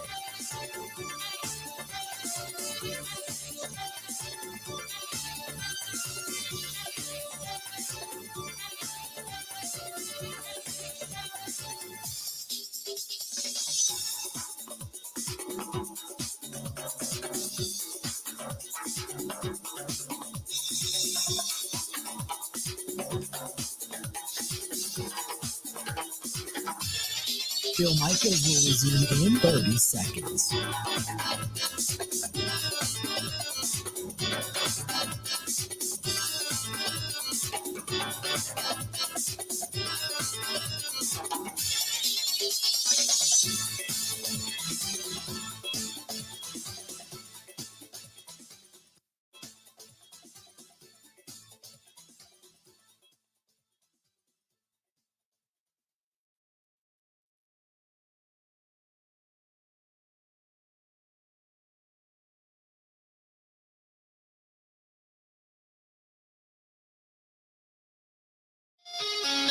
So this week, I am going to make it a point, meeting up tomorrow, I believe, with, I think I'm meeting Michael. He's one of the owners of Forgotten Fire Winery. They're actually coming to the Milwaukee area and doing some stuff, I guess at some of the local distributors down here. But I have been telling them when they came out with their Moscato and they have replenished the Moscato, I'm like, excuse me, hello, over here. And lo and behold, I'm getting a few bottles. So I said, hey, let me buy it before you put it out into the distribution area of the store so I can get it. So that's what I'm going to do. Wherever they're going to go, I'm going to meet up and pay for it and get my bottles of Moscato. But as Forgotten Fire Winery states, it's fun in a bottle. They had a tremendous weekend this past weekend, raising a lot of money for the charities up there. In addition to that, people had a lot of fun. It was a great weekend. Friday night, Saturday night. They had some stuff going on Sunday as well. And obviously, if you want to go up for wine tastings, it's in Peshtigo, Wisconsin. However, if you want fun in a bottle right here in your own backyard, wherever that may be, all you got to do is stop in your local grocery store, liquor store, wine store, ask for it by name. Forgotten Fire Winery, Wisconsin made in Wisconsin for Wisconsinites and everybody else that enjoys good wine. Doesn't matter if you're snooty or not, drink it and enjoy it. That's what they love about it. Just enjoy it. ForgottenFireWinery.com. That is ForgottenFireWinery.com. Make sure you tell them we sent you as well. So we are going to talk with Zach Heilprin coming up after the top of the hour. Zach going to kind of delve into the pond that is the Big Ten and the expansion and Wisconsin's place in it. We're going to talk a little bit about that. However, in the meantime, the Big 12 in deep discussions now to add up to 6 Pac-12 teams after UCLA, USC, they all took off for the Big Ten. Now, this is an unconfirmed report at this point, but the Big 12, remember, has already taken some of the other teams on as Cincinnati is going to be leaving I think it's the American Conference coming up here. They've already expanded and taken other teams from really what would be out of the Big 12, we'll say, because they're just trying to get anybody and everybody after the loss of Texas and Oklahoma. Because the Big 12 right now, as Oklahoma and Texas are about ready to exit, Oklahoma State, Baylor, Iowa State, Kansas State, West Virginia entering the Big 12. So you figure if you're West Virginia in the Big 12, then certainly you could probably put the likes of a couple of the other teams from whether it's the Eastern Seaboard or the Western Seaboard into the Big 12, Texas Tech, TCU, Kansas, and such. But in the meantime, the Big Ten sits now in holding pattern as they await the arrival of Notre Dame as to whether or not Notre Dame's actually going to show up or not. So we'll see. But just kind of wondering what's going to go on. In the Pac-12,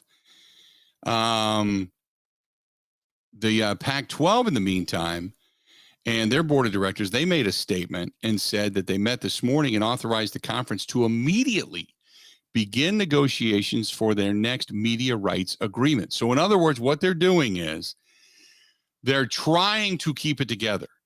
And they're trying to say, let's get a media rights deal, because once we lock it in and we lock in the money, these teams can't leave. That's what they're trying to do. Oregon can't leave. Washington can't leave. They're trying to get it done because right now, Oregon and Washington, who possibly could come to the Big Ten, have to wait until we find out if Notre Dame decides to come to the Big Ten. If Notre Dame does, then probably only one more team is going to be admitted, which would then likely be Oregon because of their popularity, but it would make more sense for Washington because of the television market size. So who knows? But that being said, they're trying to stem the tide.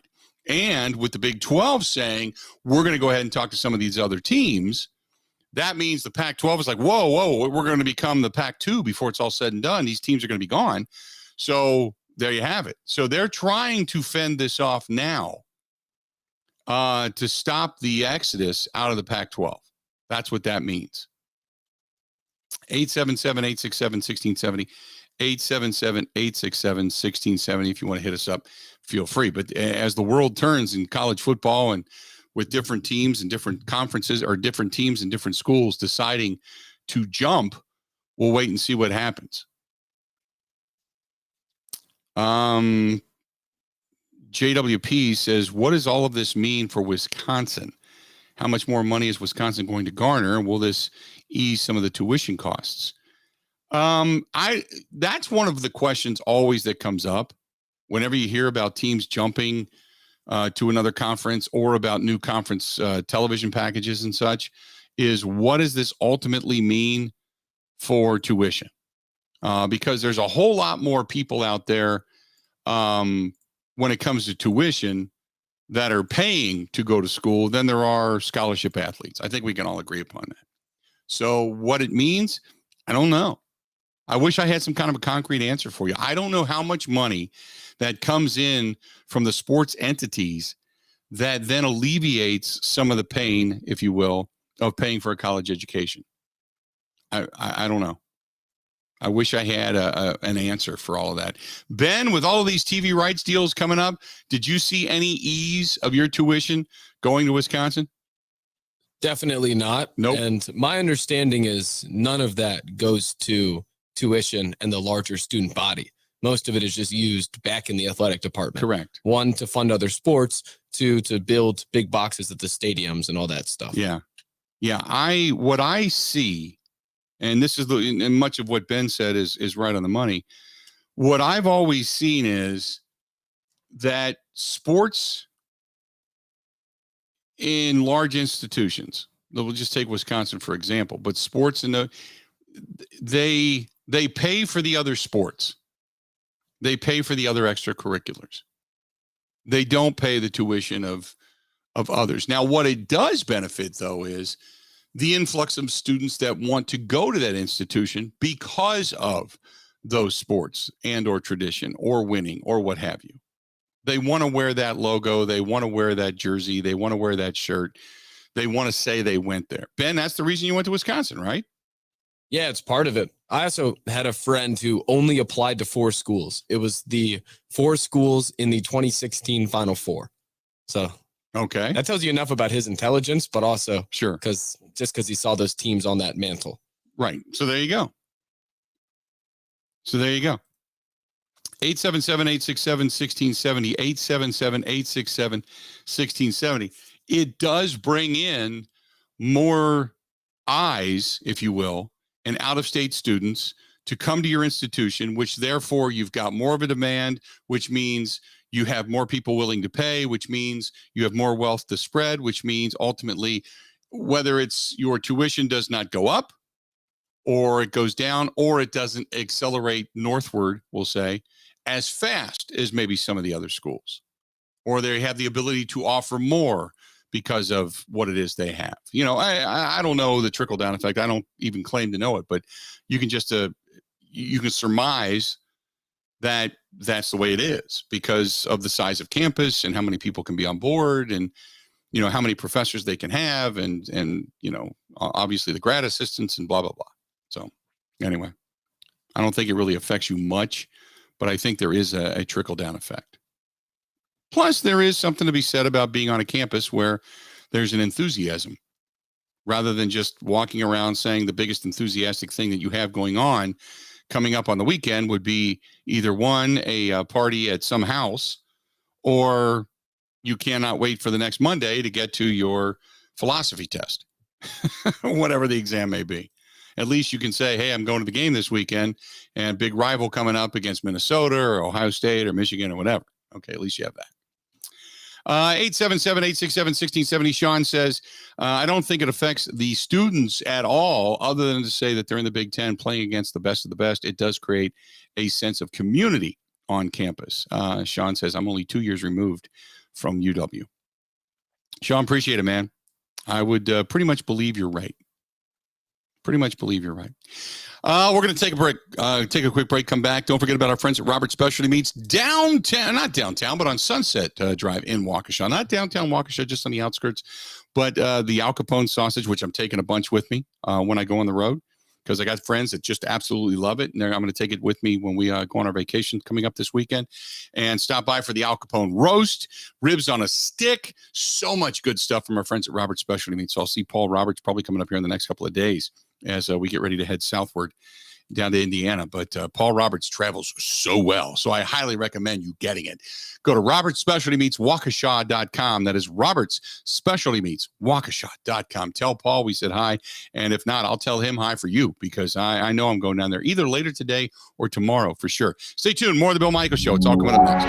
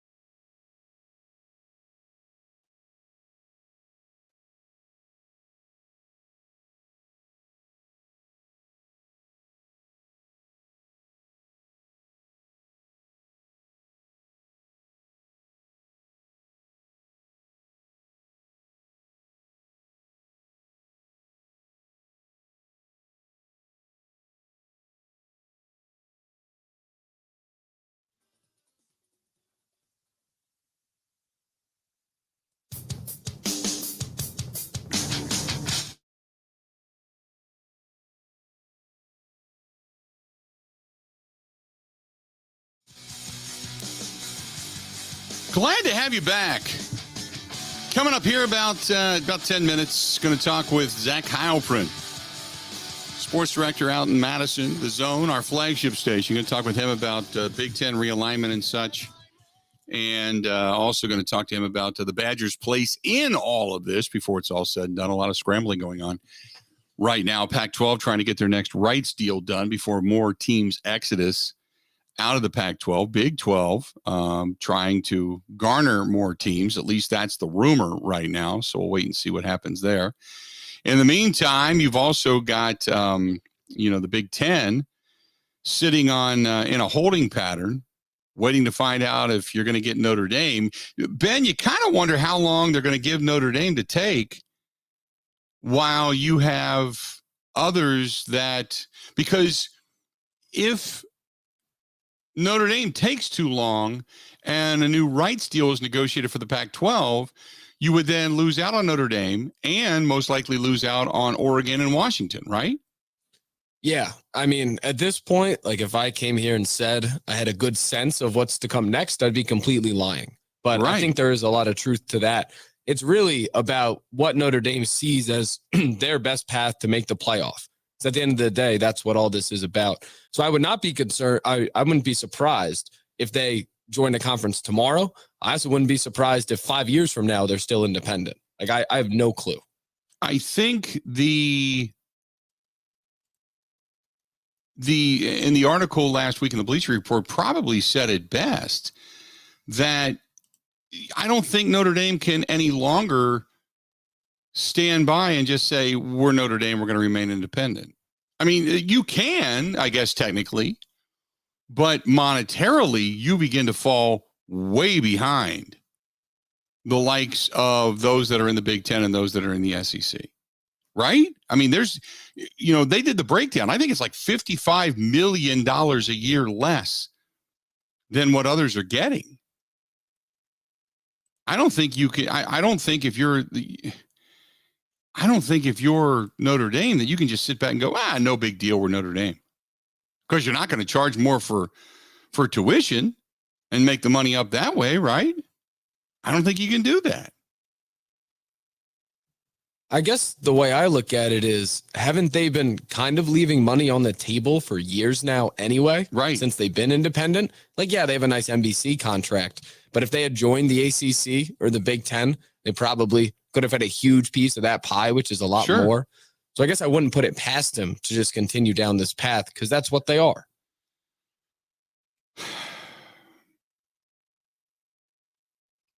It's one thing if you're making $2 and $3 and $5 million less, but not $50 million less. That's the issue that I think they have to look at. Is that they, in recruiting, you start going through this, in advertising, in facilities, you start to go through that whole list of things. You would start to fall behind. And if you decide not to jump, if you don't jump into the Big Ten or into the SEC and you don't get that money, it'll be another, I guess, 5 to 10 years before you get that opportunity again. Unless they would say they would, which I can't imagine it, but say they go to the Big 12. And say, screw the Big Ten, and we'll go dominate the Big 12. Man,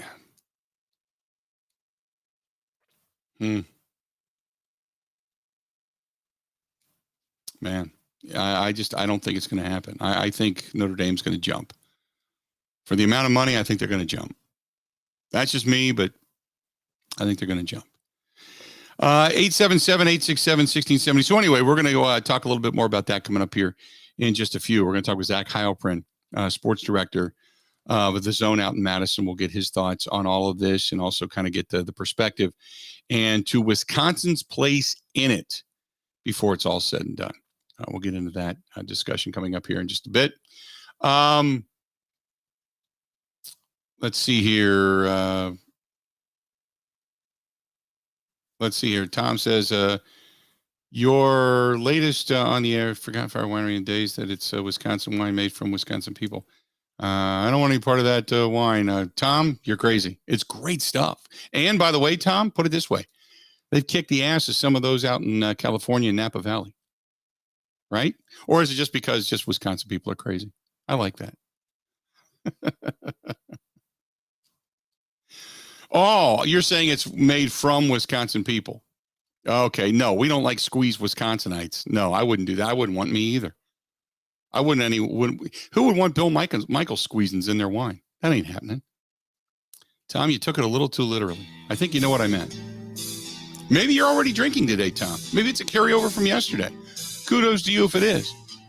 Let's do this. We're going to talk more. Zach Heilprin going to be joining us, sports director, WOZN in Madison. He's coming up.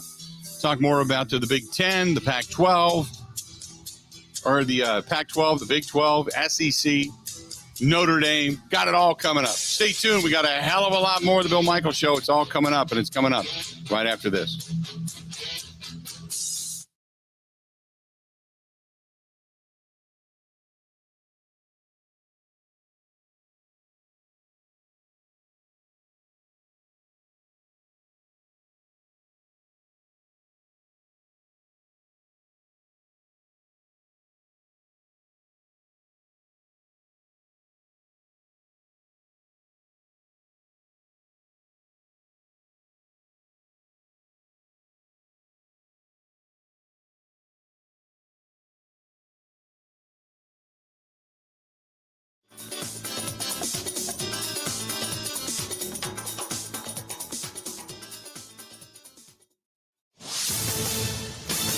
This is a Wisconsin Sports Zone update. Well, the Brewers opened up their homestand yesterday with a thrilling 5-2 win over the Cubs and did so in walk-off fashion after allowing Chicago to take a 2-1 lead in the ninth. Milwaukee managed to tie in their half and send it to extra innings.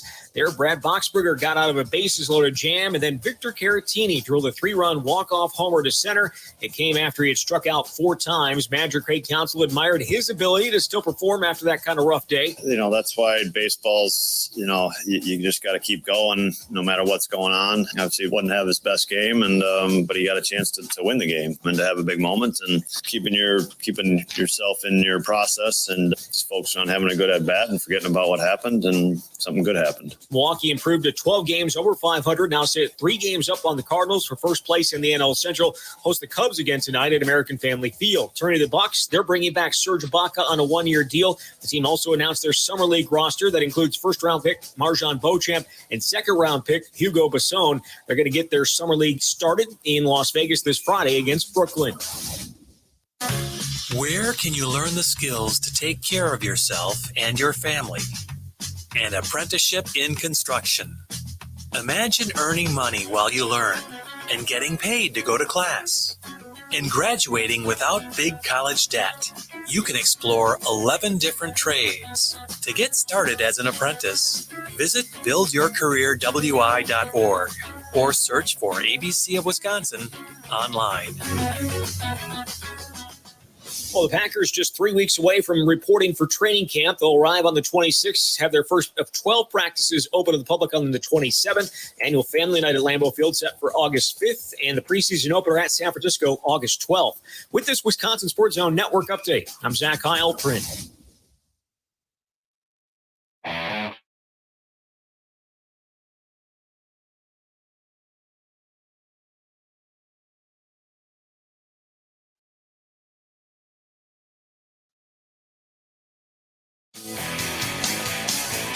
Welcome one, welcome all. Hour number 3 of the Bill Michaels Show, which is flying by today, man. Amazingly flying by today. This portion of the program brought to you by our friends at Burn Pit Barbecue, burnpitbbq.com. That is burnpitbbq.com. There's nothing more American than doing a little barbecuing throughout the 4th of July and the summer months. And our good friends, who, by the way, are former military, opened up a company called Burn Pit Barbecue. Go to burnpitbbq.com. That is burnpitbbq.com. Joining us now on the hotline, our good buddy Zach Heilprin from WOZN, the Zone out there in Madison, our flagship station. Joining us to talk a little bit more about the Big Ten, the Big 12, the Pac-12, and all that kind of good stuff, which is all the movement a rage right now. Zach, how you doing? Doing great, Bill. So, first of all, give me your thoughts on getting in USC and UCLA into the Big Ten. I know there's a lot of people that don't like it. I feel like it's kind of was expected, not those two schools, but just in general was going to be an addition after what happened with Texas and Oklahoma last year. So the additions, they're great additions. They're brands. They're big market teams. It's a great addition. And this isn't like adding Rutgers and Maryland. This is adding two big name brands that I think people will end up wanting to go and see on a Saturday in September or October or November. So it makes a ton of sense from that respect. And then also they're bringing in a whole bunch more money. So if this was going to happen, and we all knew it was going to happen at some point, those two schools, great additions. The thought that Notre Dame would jump. Now, I read the article last week that said Notre Dame's leaving on the table $55 million or more, depending on which conference you look at. At what point do you think Notre Dame jumps? Yeah, so I was been reading a lot of stuff, just like everybody else, trying to figure out exactly what Notre Dame's thinking is and whether they need to make a jump right away. And I get the feeling that obviously they're on the clock, right? They're going to have to make a decision. I don't think independence long term is anything guaranteed, because getting into one of these two conferences, whether it's the SEC or the Big Ten, is likely going to be the way you get into the playoff. I don't think an independent Notre Dame is getting into an expanded playoff down the road. They just won't have the same ability to negotiate as they do right now with 5 different conferences. So I think eventually they do make the jump, and it's whether they want to make that jump into the Big Ten or maybe the SEC tries to grab them. I would be shocked if they ever ended up in the SEC, but I could see them making a play for it. But I think eventually it does happen, and whether it's this summer or next summer, they're going to be in a conference because that money, despite their ability to bring in a ton of eyeballs on their own, the money's just going to be way too much to pass up, and the chance to be in the college football playoff, is also going to be too much to pass up. What does this mean, in your opinion, for Wisconsin?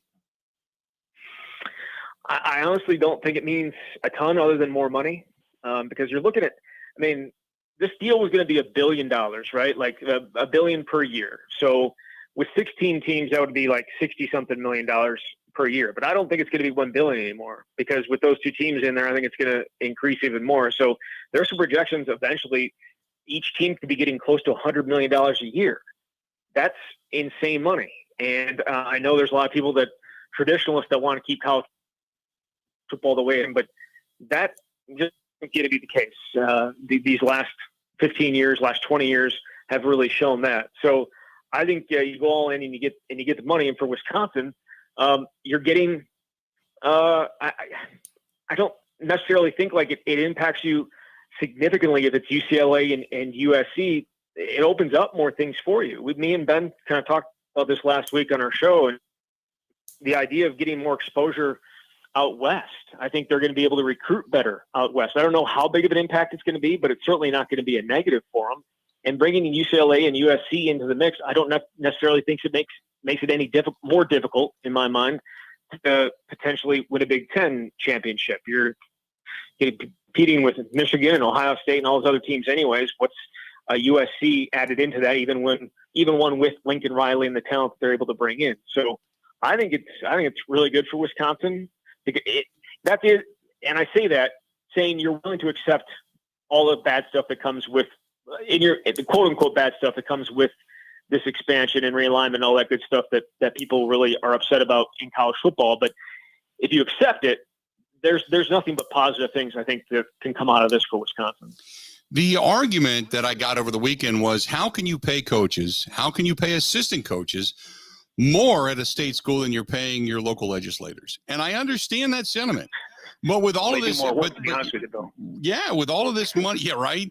With all of this, they're responsible for less when it comes to the actual lives of the people that live there, but they're also doing probably sometimes more work than some of those that are actually in office right now. Let's be honest. But I agree with that. But the bottom line is, you can.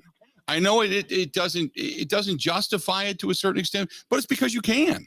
And some of these Board of Regents, then you have to look at what the assistant, because this is going to be more money for everybody. So the till is going to continue to fill up, and you're going to continue to pay these guys more and more and more and more, right? Well, I think it's also going to be ending up eventually here paying the players as well. I think that's also where some of this money is going to end up going. I don't think NIL and I don't think this is where it's going to stop. You know what I mean? Like I think that some of that money is eventually going to end up in the players' pockets, and I think at this point probably should. If you've gone this way with the NIL, I don't think you're going to continue to raise coaches' salary. Like coach salary is always going to go up because you're going to have people competing for them. And here's the thing about that: like you talk about the legislators and all that good stuff. I mean, the money that is brought in by these programs and the entertainment it brings and people wanting to see it is just so much more visible than perhaps the legislators and that type of stuff. The money is going to continue to grow in the sport. That's what the sport has become. It is money just like it is in the pros. And that's kind of where I wonder how this ends realignment wise, Bill, because I don't think they're not stopping at 16. Maybe they'll stop at 20. Maybe it's going to end up being 24 teams in the Big Ten, 24 teams in the SEC. Maybe it becomes like the old AFL, NFL, where you have and the champions play at the end. You have a playoffs on both sides, and the champions play at the end. I don't know where this is all going, but money is certainly driving it, and it's going to go up. And I know people are probably not happy with all that, but it's also the society we live in. And I know that I guess I shouldn't speak for you, Bill, but I feel like, free market capitalism, you're on board with that. Yeah. And if it's needed and if people want it and you're willing to pay for it, then what's the problem? You can stand staunchly by with your arms folded and say, no, I'm not going to join in. That's fine, but it doesn't mean it's going to stop. And that's the thing. You can either jump on board or you can say, I'm going to hate it and move on to something else, which is everybody's right to do so. But the days of old, the days of being voted in as a champion, the days of being, winning your conference and just hoping for a good bowl game, that's all gone. Money has blown it up. The lawsuits have blown it up. The NIL has blown, because the NIL originally, Zach, was, hey, these guys aren't even getting a couple $100 a week just to go buy a pizza. Well, now they're getting enough money that some of these guys are set for the rest of their life if they manage it well. Yeah, for sure. There's no doubt about that. I mean, NIL really, derives from, I shouldn't say it derives directly from it, but the lawsuit that was brought up was about guys and their images being used in video games and they're not getting any money for it. And that video game, or the video game market for college athletes, went away in 2014 and it'll be back next year. And those athletes now going to be compensated for their name, image, and likeness. And that's kind of where this all stemmed from. And it's gone obviously nuclear at this point, and it's not going to stop. If there's people willing to pay and willing to spend the money, people are going to take it. Talking with Zach Halprin of WOZN, the sports director out there in Madison, covering the Wisconsin Badgers. So we're waiting on Notre Dame. And I asked Ben this a little while ago. How long do you wait, Zach? Because if, say, the SEC, or not the SEC, but the Pac-12, which is what the statement was, is that they're going to go ahead and start negotiating their next media rights. Well, basically what they're trying to do is stop the bleeding. They want to get a contract in place as quick as possible to stop the exodus out of the Pac-12. So how long do you give Notre Dame to make any kind of a decision before you move on to Oregon or Washington or any of those other teams? Yeah, I would be surprised if the Big Ten's waiting on Notre Dame. If they're just saying that's our next move, and if we don't have them, we're not anybody else. I feel at this point that they have to be looking at those other schools. Pac-12 really negotiating from a point of power right now, huh? No, not at all. Not at all. Like, you know what I mean? Like, okay. I don't think that there's going to be anything that is going to be worthwhile that the Pac-12 is going to get that's going to lock in teams like Oregon or Washington or anything like that. I don't think you need to move extremely, extremely quick. I know the Big 12 is obviously on the move and trying to play some offense for the first time in a while after being rated a couple different times. So I think I think Notre Dame is the big whale, right? It's the whale that the Big Ten has been chasing since it originally turned down Notre Dame's application back in when the conference was put together in the late 1800s.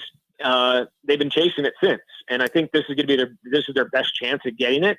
But I also don't think that they're going to force Notre Dame into making a decision right away. I mean, if the Big Ten wanted to add Oregon and Washington, they would have done it with USC and UCLA. So I don't think there's any kind of I don't think there's a rush here. Yeah, I don't either. So the other question is, how likely with these two sides, Notre Dame and the Big Ten, being somewhat adversarial over the last couple of decades over these negotiations, and then ultimately being spurned by Notre Dame when they ended up doing their own rights deal with NBC and the whole thing, how much do you think they can actually say, you know what, nobody was here during that, that's here today that was back then, as far as in a position of power, everybody's moved on, we can all break bread, we can be happy? Or do you think Notre Dame says, you know what, screw you, we're going to the SEC? Well, I think there's so many new faces in the Big Ten leadership that it's really probably a non-factor. I also think the way that Kevin Warren just essentially said "screw you" to the commissioner of the Pac-12 and the ACC, essentially, the alliance and the handshake deal. He's ruthless, man. Like I don't think he's going to let anything stand in the way of business. So I don't think any relationships with Notre Dame or otherwise are going to be impacted on what happened the last time realignment happened, or over the last 120 years, where for the most part, for a large stretch of that time, the Big Ten has wanted Notre Dame to be a part of it, and it's wanted nothing to do with it. But at this point, I don't know how much leverage Notre Dame has because of how much money they're going to be giving up if they don't get into a certain conference. Even if they join the ACC, like full time, they went ahead and they want to stabilize the ACC or whatever, they'd still be leaving like 30 to 40, maybe even more millions of dollars per year. So I think Jack Swarbrick, the AD there, is probably thinking the Big Ten, but we'll see. They can't be arrogant enough to say we're going to leave our basketball program here, and we're going to leave our hockey program here, we're going to bring our football program here, and then split it all up. You can't. You would assume if you're coming to the Big Ten, it's all right. No, well, yeah, and that's the thing. Like, if they can leave the ACC Big Ten, like football wise, they're not a true member of it, like, right? So they can leave and go play whatever. They'll have to pay an exit fee, allegedly. Apparently, I shouldn't say allegedly. Apparently, to get the rest of the sports out of there, but it's not that. It's not like they're locked in like the rest of the ACC teams are into that long-term deal. So, yeah, I think if they wanted to pull out, all the sports would be coming to the Big Ten. This wouldn't be like some of the USC and UCLA, some of those sports staying in the Pac-12, the ones like beach volleyball and all those other sports that none of the Midwest schools have. In the next 2 weeks, do we read about the Big Ten expanding again, or do you think it remains quiet for a while? Ooh, that's a tough one. I'm going to say it remains quiet for a while. Okay. At this point. And again, how quickly did that USC and UCLA thing come together for the Big Ten? I know they've been working on it for months, but we heard rumors of it at 12:30 or something like that. Not rumors, a report at 12:30, and by 5:30 it was done. So, yeah, I'm going to say quiet, but I don't think it's going to remain quiet for an extremely long time. Good stuff, buddy. We appreciate it, and we'll talk again soon as there's some crazy breaking news in one way, shape, or form regarding the Big Ten. All right, sounds good, Bill. All right, Thank buddy. you. Talk to you later. There you go. Zach Heilprin, sports director, WOZN out in Madison, joining us for a couple of minutes on the hotline. And Ben, what do you think? By the time I get back from vacation, will there be breaking news in the Big Ten or not? I think there will be, whether it's Notre Dame, Oregon, Washington, because everyone's hand has been forced right now. They're all scrambling to set themselves up for the future. I think as a result of that, we'll see everything accelerated. So, yeah, by next Friday, I think we get something else. Let's do this. We're going to step away, take a quick break, come back, get more of your thoughts. Also, Brewers back at it coming up tonight. Jason Alexander on the hill for the Crew. We got that discussion coming up. This portion of the program brought to you by a good buddy over there. Dwayne's Cover It All. I just said earlier in the program, it was the first time since Dwayne had done all the work when I got my boat back that I had a chance to see it.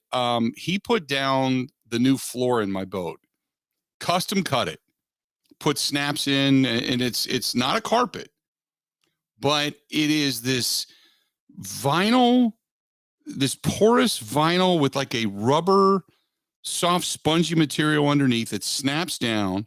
It reflects heat, so it doesn't get hot on your feet. It wipes right off, and you can pull it out if you want to wash it or wash your boat.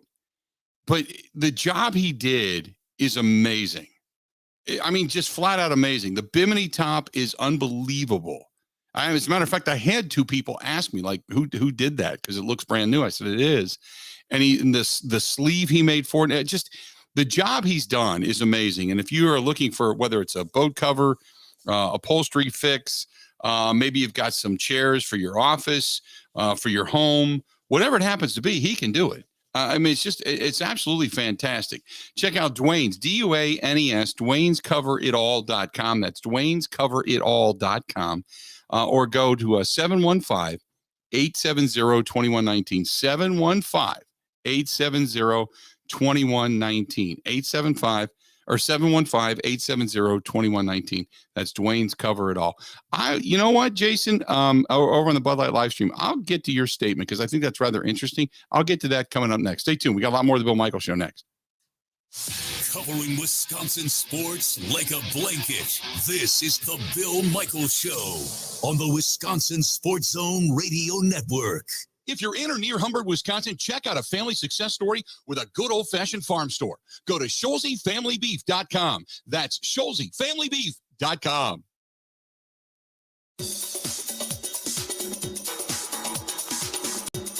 Want to make your summer even better?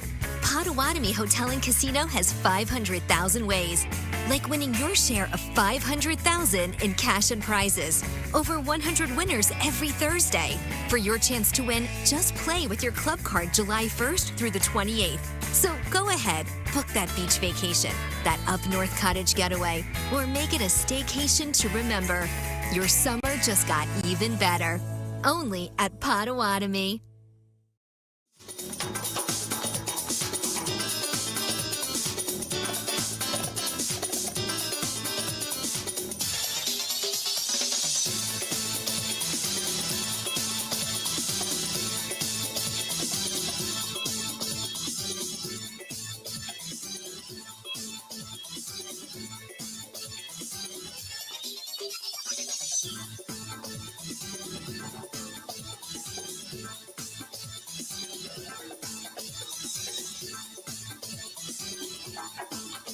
Bill Michaels will resume in 2 minutes.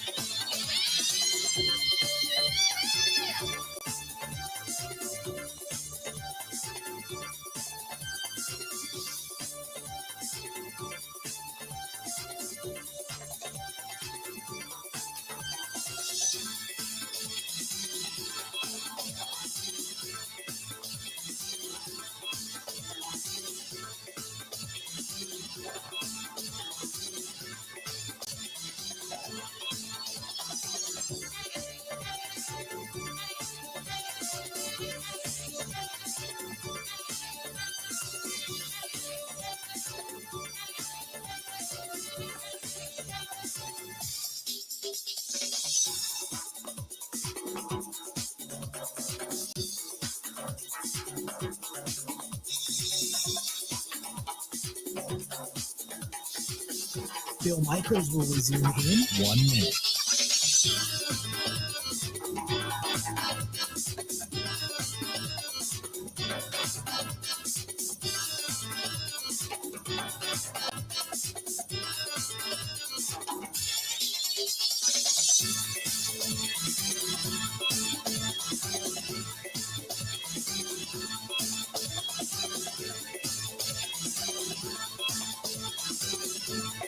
Bill Michaels will resume in 30 seconds.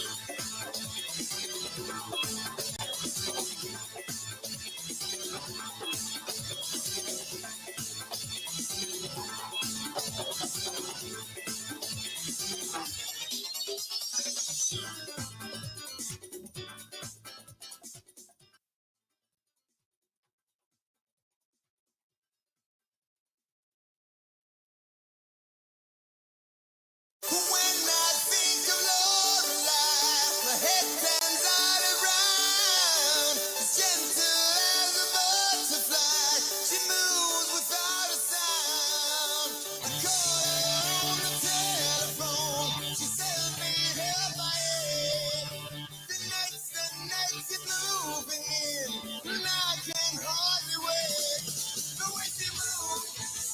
Welcome back. Glad to have you. The Bill Michaels Show. We continue on. Hopefully you're enjoying your day. We certainly appreciate you being here. This portion of the program brought to you by our friends at Calderon Club, downtown Milwaukee, Old World 3rd Street, right across the street from the Hyatt. And if you're going to be in the mood for pizza, the authentic Napolitana Pizzeria. Check out San Giorgio. They pair up the Bill Michaels at both places, which is great Italian food, but they pair it up with Cider Boys from Point Brewing. But good stuff from Gino and the gang at both places, whether it's Calderon Club, San Giorgio, either place right next to each other, Old World 3rd Street, right across the street from the Hyatt, downtown Milwaukee. If you're out and about and you want good Italian food, that is absolutely the best. Stop in, tell them we said hi. Good stuff. 877-867-1670. Again, 877-867-1670. If you want to find us, please feel free to go ahead and do so. Certainly appreciate it if you do. The Kurt Hogg put out 2 games shy of the halfway point of the regular season. The Brewers are on pace. Or excuse me, the Brewers team, WRC, plus is their wins above replacement, so to speak, is 103. That would be the best offense Milwaukee has ever had in the David Stearns era. Does it feel like this is the best offense ever in the David Stearns era, Ben? I mean, first thought, you go back to the Yelich, Kane, Moustakas when, those guys were playing really well. But I think the argument Kurt makes, and it's a good one, is that they are a lot deeper. You rarely see a really bad bat have to go into the lineup.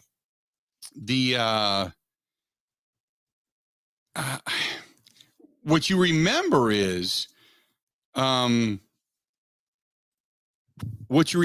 you start to look at the best offenses, you remember the 82 offense and Bambi's Bombers. And then you remember the offense with Prince Fielder, Ryan Braun, Corey Hart, JJ Hardy, Billy Hall. You go through that whole list and you start to look at all of that. The WRC Plus takes the statistics, the runs created, and adjust that number to account for the important external factors like ballpark or era. They adjust it so it's the league average, say, would be a 150 or the 50% above the league average, what have you. But that's kind of what that means if you start to get into the expanded baseball stats. It's the hitting stat that every fan should kind of use for analyzing hitting ability, so to speak. But that's what that stat is, just an FYI for those that are kind of wanting to know. But it's again, he's right in the sense that they have depth. 12 hitters on pace for 200 plate appearances. And when you look at their rate, like Tyrone Taylor, the lowest of all the regular players, so to speak, at 92. And you don't have anybody like skyrocketing through the ceiling, but as far as across the board, it is a very steady team. That's the reason you could probably say that. It's a very steady team. It's the depth that gives you the ability to hit the baseball on a continual basis. But is this the best offensive team, in your opinion, from the eyeball test? In the David Stearns era? I find that incredibly interesting. 877-867-1670. 877-867-1670. Andrew says, listening to your show live from Madeline. Is it Madeline or Madeline Island? The Brewers went on vacation, had a cigar, and had a great meal on the 4th. It doesn't get any better than this. Go Brewers. Well, there you have it. Andrew, good for you, man. Thanks for listening to the program on vacation. But is this the best offense that the Brewers have ever put together under the David Stearns era? They don't have the ceiling that other teams have had. Like in 2019, the offense had 6 regulars with that rating over 113. Yelich, Grandal, Braun, Moustakas, Castanheira, Thames. That would have been their best offense, best playoff one since 2011. This team has just 2 guys like that. That's Rowdy Tellez and Hunter Renfroe. but overall, they're just as good depth-wise as a team. But that's hard to believe because we have talked about this. And you know why you can have guys that high? The reason why is because you're an all or nothing team. And when you win more games than lose, you're going to have all more often than not. So your all or nothing comes down to hitting home runs, power numbers, on base percentage. I mean, you got a guy like Victor Caratini that comes up huge yesterday. 4 strikeouts, golden sombrero, terrible. And then turns it around and goes yard. And you ultimately win the game. That's because that's just the way it is. Going back to the epitome of all or nothing. 877-867-1670. Does this feel like it's the best offensive team under David Stern's day, or Ben? That David Stern's it really put doesn't. Together? No. And also, it hasn't been healthy. So I guess part of the perception could be shifted because there have been a lot of guys that have had to probably have too many at bats for what their skill level is. Mm-hmm. But I mean, the numbers that Kurt brings up, it does make sense when you think about it that Tyrone Taylor coming in as the replacement center fielder is not as rough as what Jackie Bradley Jr. did, for instance. Mm-hmm. So what he's saying makes sense, but the feel, just based on how it feels watching the team and following it, definitely not. Yeah, I know. I agree. Doesn't feel like it's their best offensive team, but that you got to give them credit because they still come up in big moments with big hits. 877-867-1670. This portion of the program brought to you by our friends at New Mail Medical. New Mail, treating guys with ED all over the state of Wisconsin, well beyond the borders as well. And all it is one phone call, 414-455-4451. That's 414-455-4451, whether it's ED, erectile dysfunction, or say you're putting on pounds and we're in the throes of summer now. It's going to be hazy, hot, and humid today. The 3 H's you don't want to hear when you're just feeling overweight. Got that sweat going on. You're like, oh, I just got to get into shape. Jumpstart it, man. Be ready to go come fall or come August. All you got to do is make a phone call. 414-455-4451. That's 414-455-4451. See for yourself. Or maybe you're moody, maybe you're sluggish, you're up and down, you just don't have like you used to. Could be low T. If you're over the age of 30, it takes you maybe 10, 15 minutes tops to get your numbers checked. Stop on in, tell them we said hi, and just go in and say, hey, this is what I got going on. A lot of the things that Bill Michaels described, I want to get checked out, and they'll do it. They'll check it out, and they'll put you on a great path. Again, 414-455-4451. Locations all over, but one phone number, 414-455-4451. That's 414-455-4451. Stay tuned. More of the Bill Michaels Show next. Covering Wisconsin sports like a blanket. This is the Bill Michaels Show on the Wisconsin Sports Zone Radio Network. One of the worst things that you can hear, you have cancer. The worst is when you hear the words, your child has cancer. When a child is diagnosed with cancer, it changes their world. Sometimes they can't even do things that they really love, like playing soccer, riding a bike, going to prom, attending school.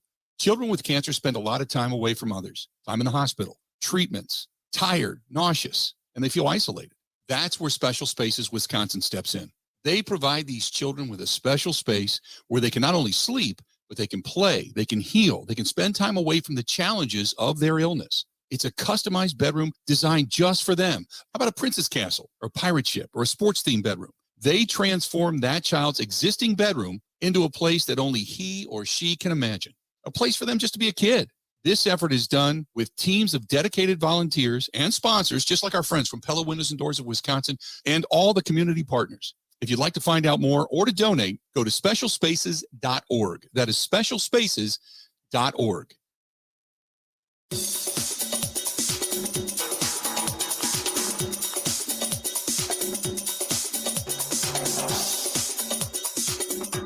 Bill Michaels will resume in 5 minutes.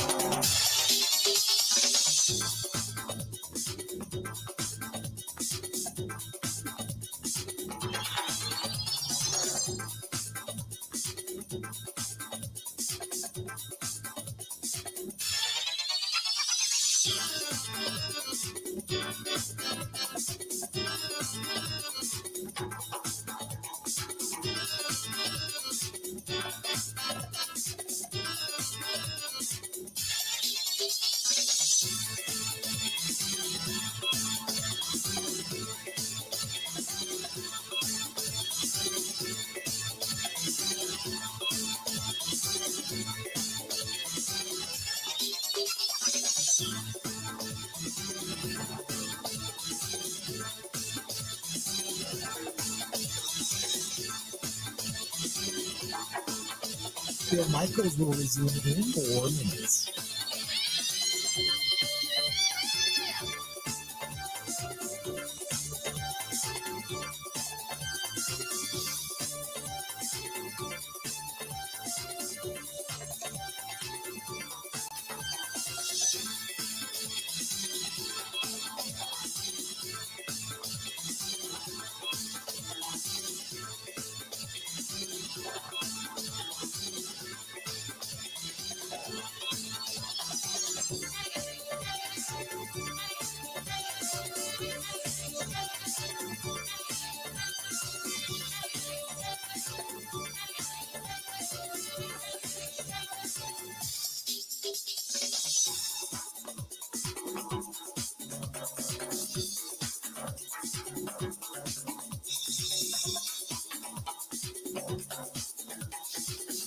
Bill Michaels will resume in 3 minutes.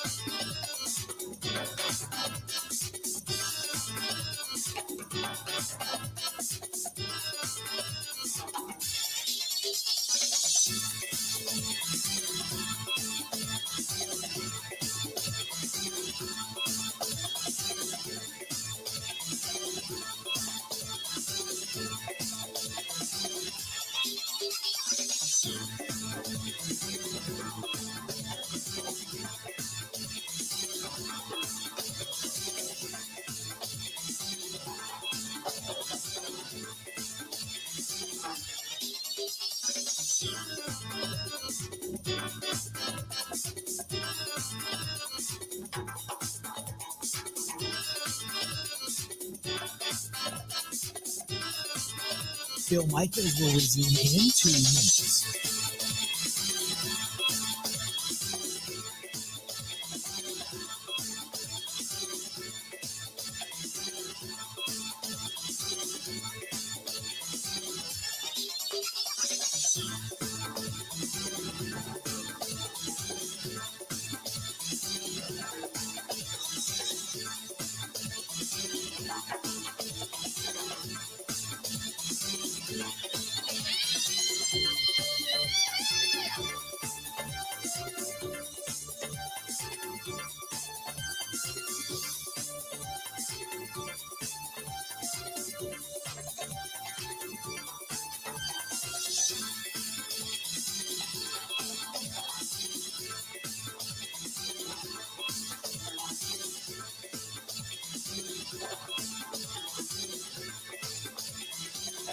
Bill Michaels will resume in 1 minute.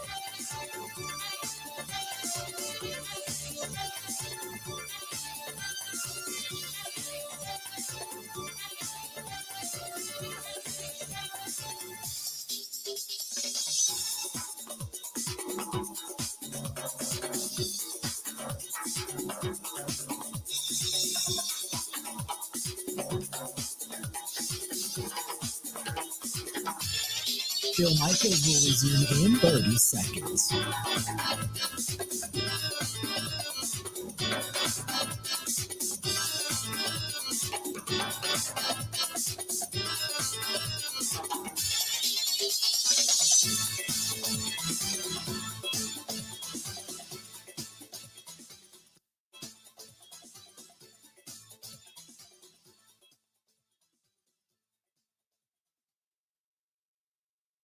Swallow my pride, I would choke on the rhymes, but the lack thereof will make me a beast.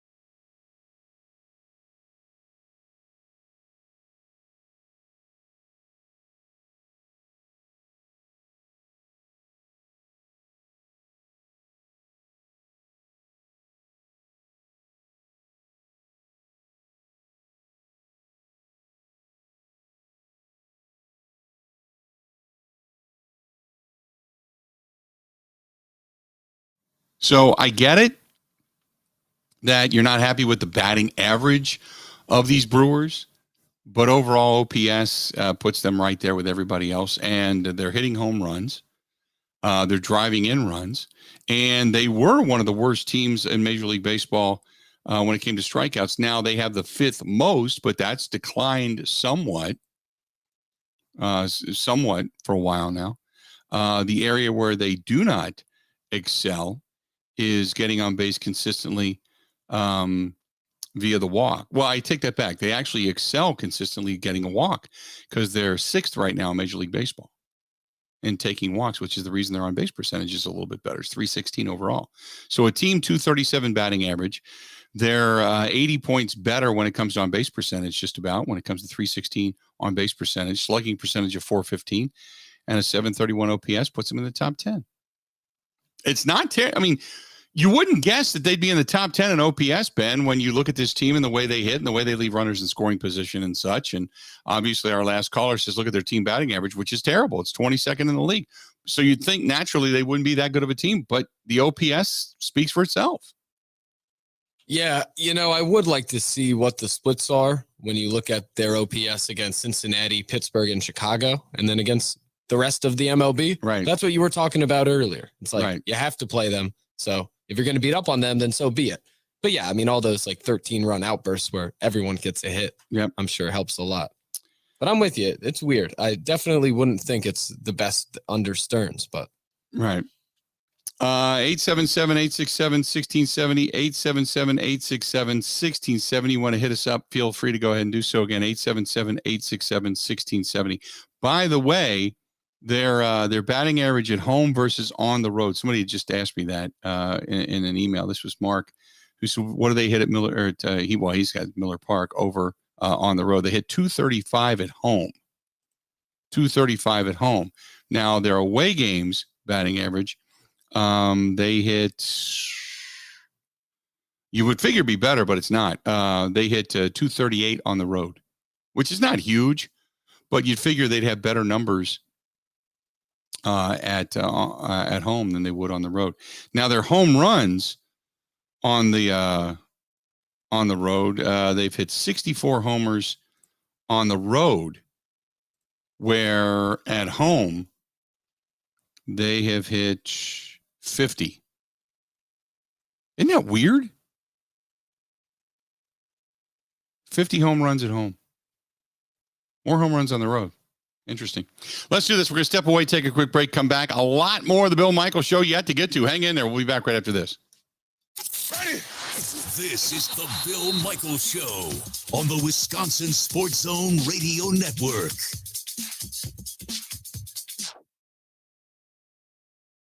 The Thunder is back, and you don't want to miss it. June 30th through July 3rd. It's the NASCAR Cup Quick Trip 250 and the Xfinity Series Henry 180. For tickets, go to roadamerica.com.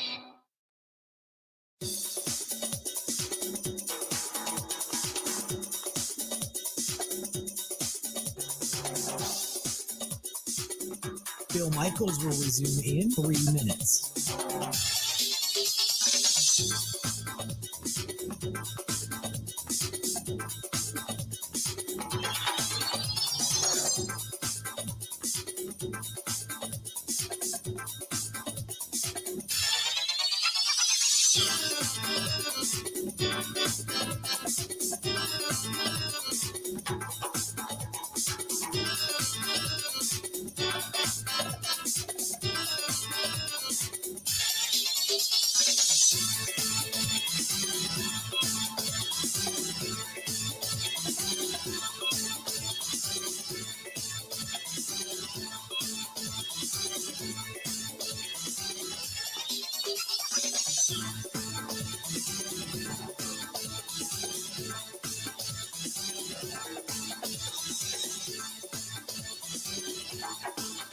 Bill Michaels will resume in 2 minutes.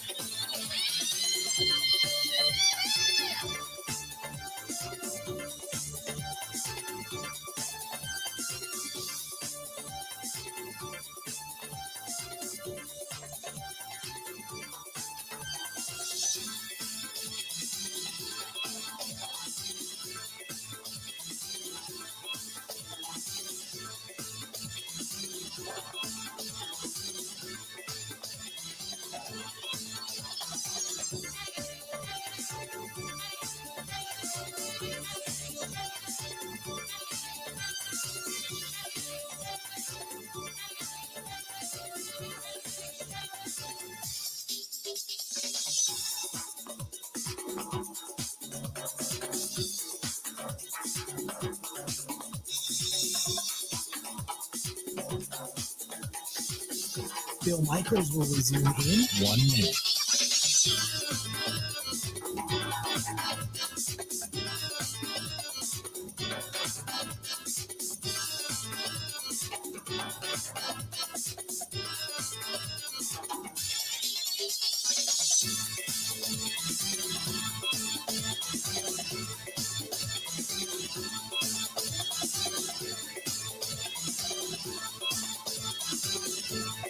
Bill Michaels will resume in 30 seconds.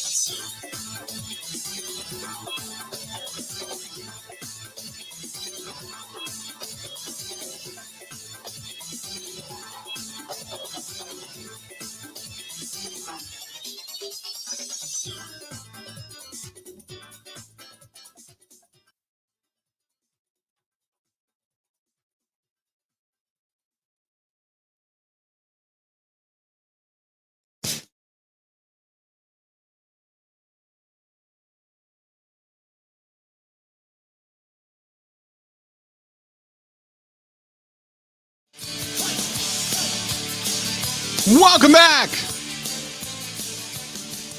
Glad to have you. Hey, our friends at Pella Windows and Doors of Wisconsin. Don't forget that they have some really good stuff going on right now. It's rare to find a deal like this out there on such a premium brand. Right now, you can have Pella Windows installed in your home, pay 0% interest for 4 years. And if you prefer to skip the financing, you can get $250 off per window.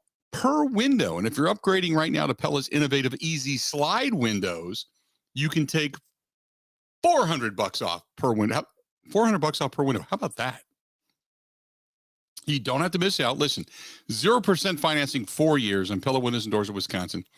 And for your free consultation, in-home consultation if you choose, go to PellaWI.com. That is PellaWI.com. But they have many different styles. They have 2 different vinyl brands, Impervia. They also have 3 different wood windows from traditional to contemporary. They have the slider window. They have the roll screen, the new screen that allows in even more light. So many different things right now, and no interest for 48 months going on right now at Pella Windows and Doors of Wisconsin. And if you don't want to do the financing thing, that's fine. $250 off per window, unless, of course, it's that easy slider window. Then it's $400 off per window. Way to take advantage of a deal like this right now. Add value to your home, get it ready for the winter months, which are far away in my mind, very far away. But hopefully they don't get here anytime soon. But it's just something to think about. It makes your home more economical as well. They can change the exterior, the interior, the hardware, you name it. They can get it done for you and make it just look picture perfect and beautiful. From our friends at Pella Windows and Doors of Wisconsin. Go to PellaWI.com. That is Pella, P-E-L-L-A, PellaWI.com, or call them 855-PELLA-WI. That's 855-PELLA-WI, and see for yourself. There you go. Our buddy Steve says, happy Tuesday, Bill. Regarding your boat story from this morning, all I can say is I can relate. We built our house 20 years ago. I had purchased a used Craftsman tractor for lawn mowing. After a couple of years, the brakes on it didn't work so well. There were a couple of gears that were broken. And the steering column, I was cutting the grass and going down the hill in the front yard in front of the house. We had a rounded garden spot where the post lamp is located. I normally had to steer around it and go down and then back up the culvert. As I tried to navigate around the garden area, I was headed straight for the asphalt culvert, and I couldn't steer it anyway. As I kept heading down the hill, I couldn't stop. So I made the quick decision to either ride it out or bail. For whatever reason, I had the wherewithal to turn the deck and jump off. As I was sitting on the ground, I watched the tractor hit the asphalt culvert, roll over, like you said, you were hoping for that nobody was watching. I looked to the south. I saw my neighbor doubled over in laughter. As he finished laughing, he then started applauding. The good news is I didn't pee myself. So, well, I've one-upped you then, Steve. The very next day, I went to buy a new tractor. Steve, there you go. A terrible tractor story. I got my buddy Kevin up in Mosey. myself. I couldn't help it. I'm telling you, man, it happens. My embarrassing story, 2004, UW playing at the Bradley Center. The NCAA tournament was a meeting a friend who lives there in Milwaukee. Major Goolsby before the game. I bought a cell phone earlier in the week, thinking it would be easier to find each other. I couldn't get into Major Goolsby's because they were at capacity. So I waited on the sidewalk. I heard a phone continuing to ring and ring and ring. I hollered out with a few expletives. Would you answer it already? I reached into my pocket to discover it was actually my cell phone that was ringing. I took it back the next day. Didn't get another cell phone until 2011. Have a good one. That's our buddy Kevin. Kevin was denying technology. Denying technology. There you go. It can happen. It can happen. We got a source battle. Ben, what is going on? People getting crazy right now with the Big 12? They're saying that the report over this weekend for Utah, Colorado, Arizona, and Arizona State, it's all false. Yeah, you have Pac-12 reporters or those that are more ingrained in that conference saying that Dennis Dodd report we had talked about was blatantly false, the words that they used. I guess I can kind of see that because the Pac-12 announced today that they're going into media rights negotiations. Mm-hmm. I would doubt they have any strength to do that if all of their teams are leaving them. Right. But yeah, there's a whole source battle going on the ether right now. Something, though, is going on. Oh, there's a lot going on. I mean, and it's something very else hard is to wrap going my on. head. It says, Pro Football Focus is saying that the Big 12 is in deep discussions to add 6 teams to their conference. And they're quoting Dennis Dodd as well. But others are saying that this is also true. That thanks to Pete Themel's new article on ESPN, the possibility of arguably the stupidest conference ever to exist has entered into the realm of possibility as the ACC and Pac-12 begin to talk about merging. Assuming the Big 12 takes 4 and Big 10 declines to invite UW and Oregon, that they could end up merging the ACC and the Pac-12. Basically, the two coasts begin to merge with one another. So it's all of this speculation flying around. This is the reason I was saying before when I was talking to you and I was talking to Zach, you got to wonder how long it's going to take Notre Dame to actually jump. Because that's the linchpin to all of this. When UW jumps, everything else is going to go into motion, right? Isn't that what you think? Yeah. I mean, stupid golf brain working right here. It kind of feels a little bit like the Live. Take away the moral standards of the Big Ten versus. Oh, by the way, Golf Saudi. I've got Live news when we come back. Uh-oh. I've got some Live news, some comments, strong comments aimed at some of the Live players when we come back after the top of the hour. But doesn't the open courting due to gross amounts of money kind of feel similar? And then once one star goes, the rest of it's all set in motion? Yeah. Yep. Kind of feels similar. Yep. It certainly does. It certainly does. 3 are down, 1 yet to go. 3 are down, 1 yet to go. Stay tuned. Got some live ire going on. A lot more of the Bill Michaels Show. It's all coming up right after this.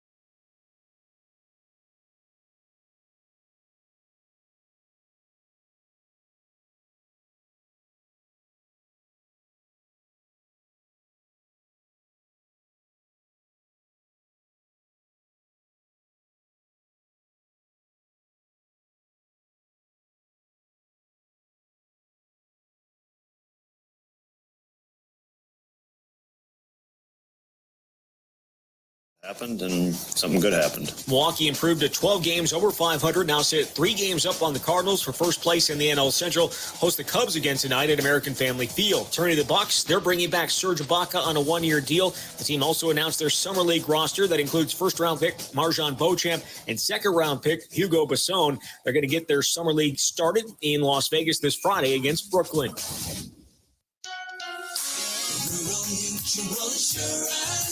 Keeping Wisconsin strong. All business owners want the same thing, to make their business succeed. At Rural Mutual, they help that happen. As the third largest writer of commercial business in Wisconsin, they take the time to learn your business so they can properly protect you. Call your local agent today or visit ruralmutual.com. Rural Mutual Insurance. Keeping Wisconsin strong. Well, the Packers just 3 weeks away from reporting for training camp. They'll arrive on the 26th, have their first of 12 practices open to the public on the 27th. Annual family night at Lambeau Field set for August 5th, and the preseason opener at San Francisco August 12th. With this Wisconsin Sports Zone Network update, I'm Zach Heilprin.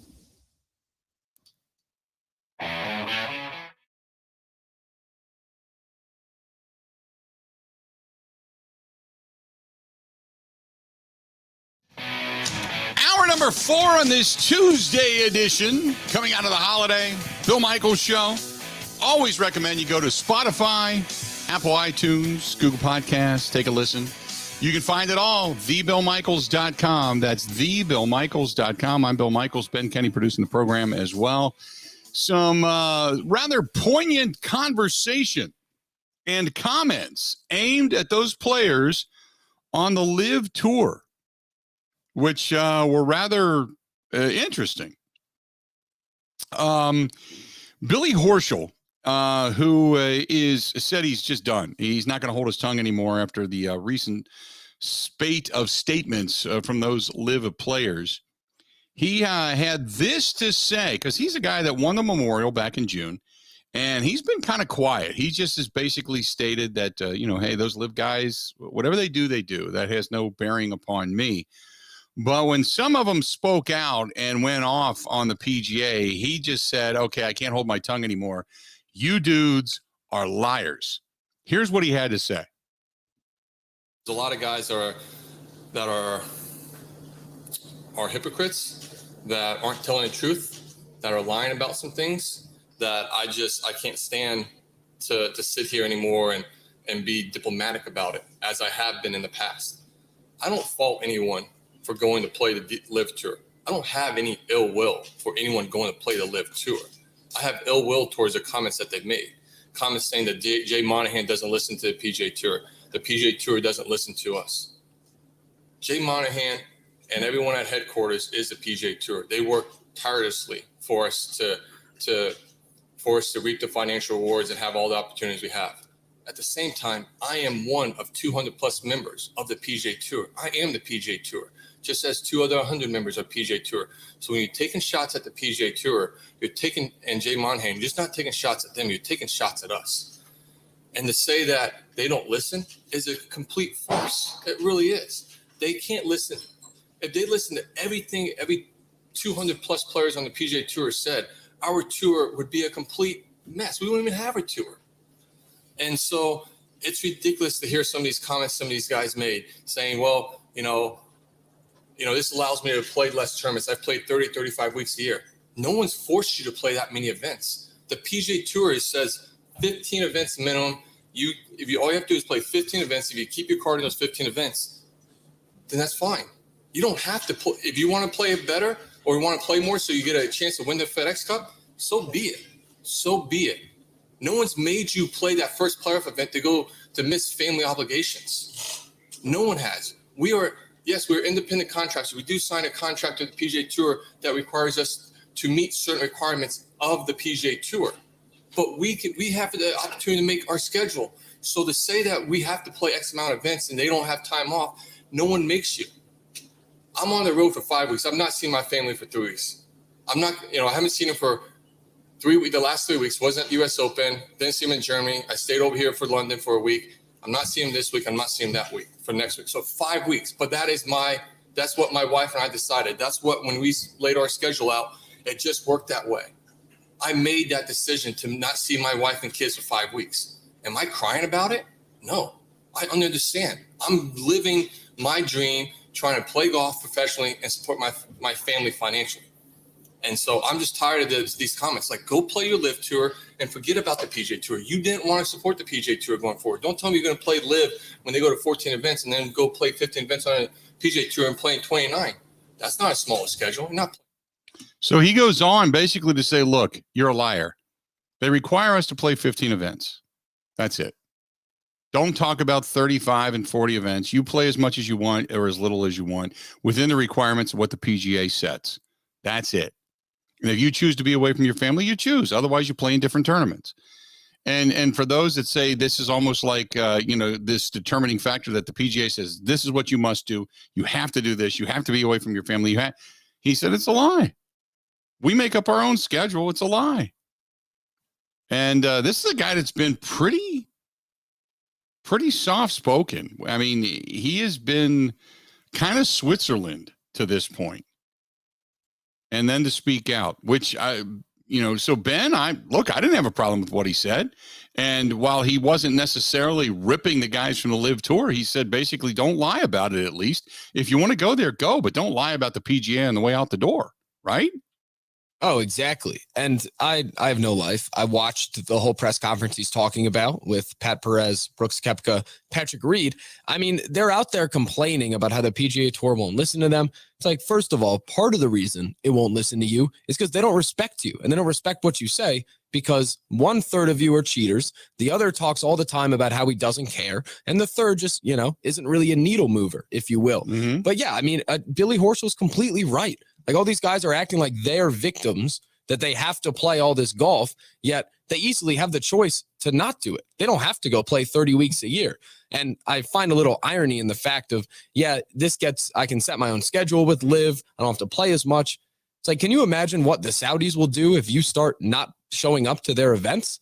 It's a lot more than what the PGA Tour will do to you. Right. Yeah, no, I completely agree.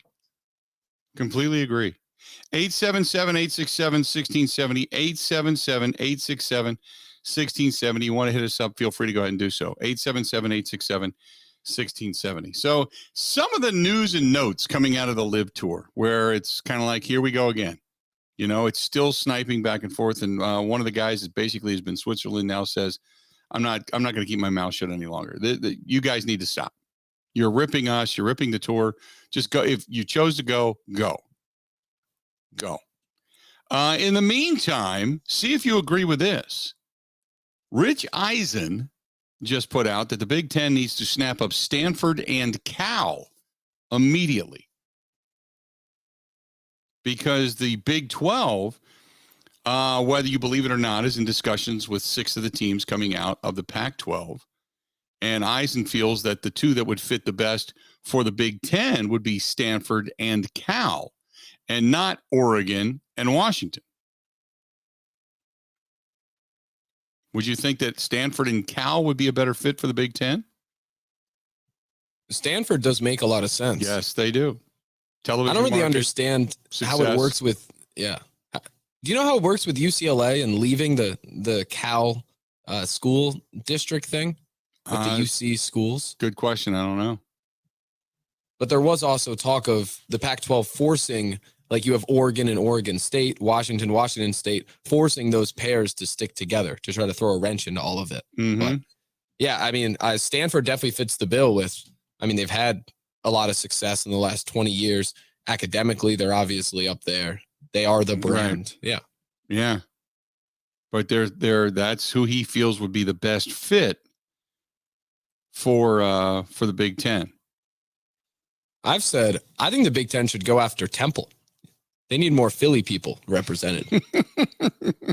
All this Western PA crap. I'm sorry, but every time you say the word Temple, all I can think about is their most famous alum for a long time was Bill Cosby. Oh God. Yeah. And I just, that's all I think about. The Temple Owls. Yeah. Being represented by Bill Cosby for a long period of time. 877-867-1670, 877-867-1670. You want to hit us up, feel free to go ahead and do so. Again, give us a shout. This was from Scott, who says, I think the Big Ten is only going to become stronger. It'll probably be bigger than the SEC. No, Scott, I think SEC and the Big Ten are going to be the two strongholds. When you say stronger, what do you mean? Do you mean stronger as in drawing attention to other teams to come into the Big Ten, or you mean stronger as in better football program or what have you?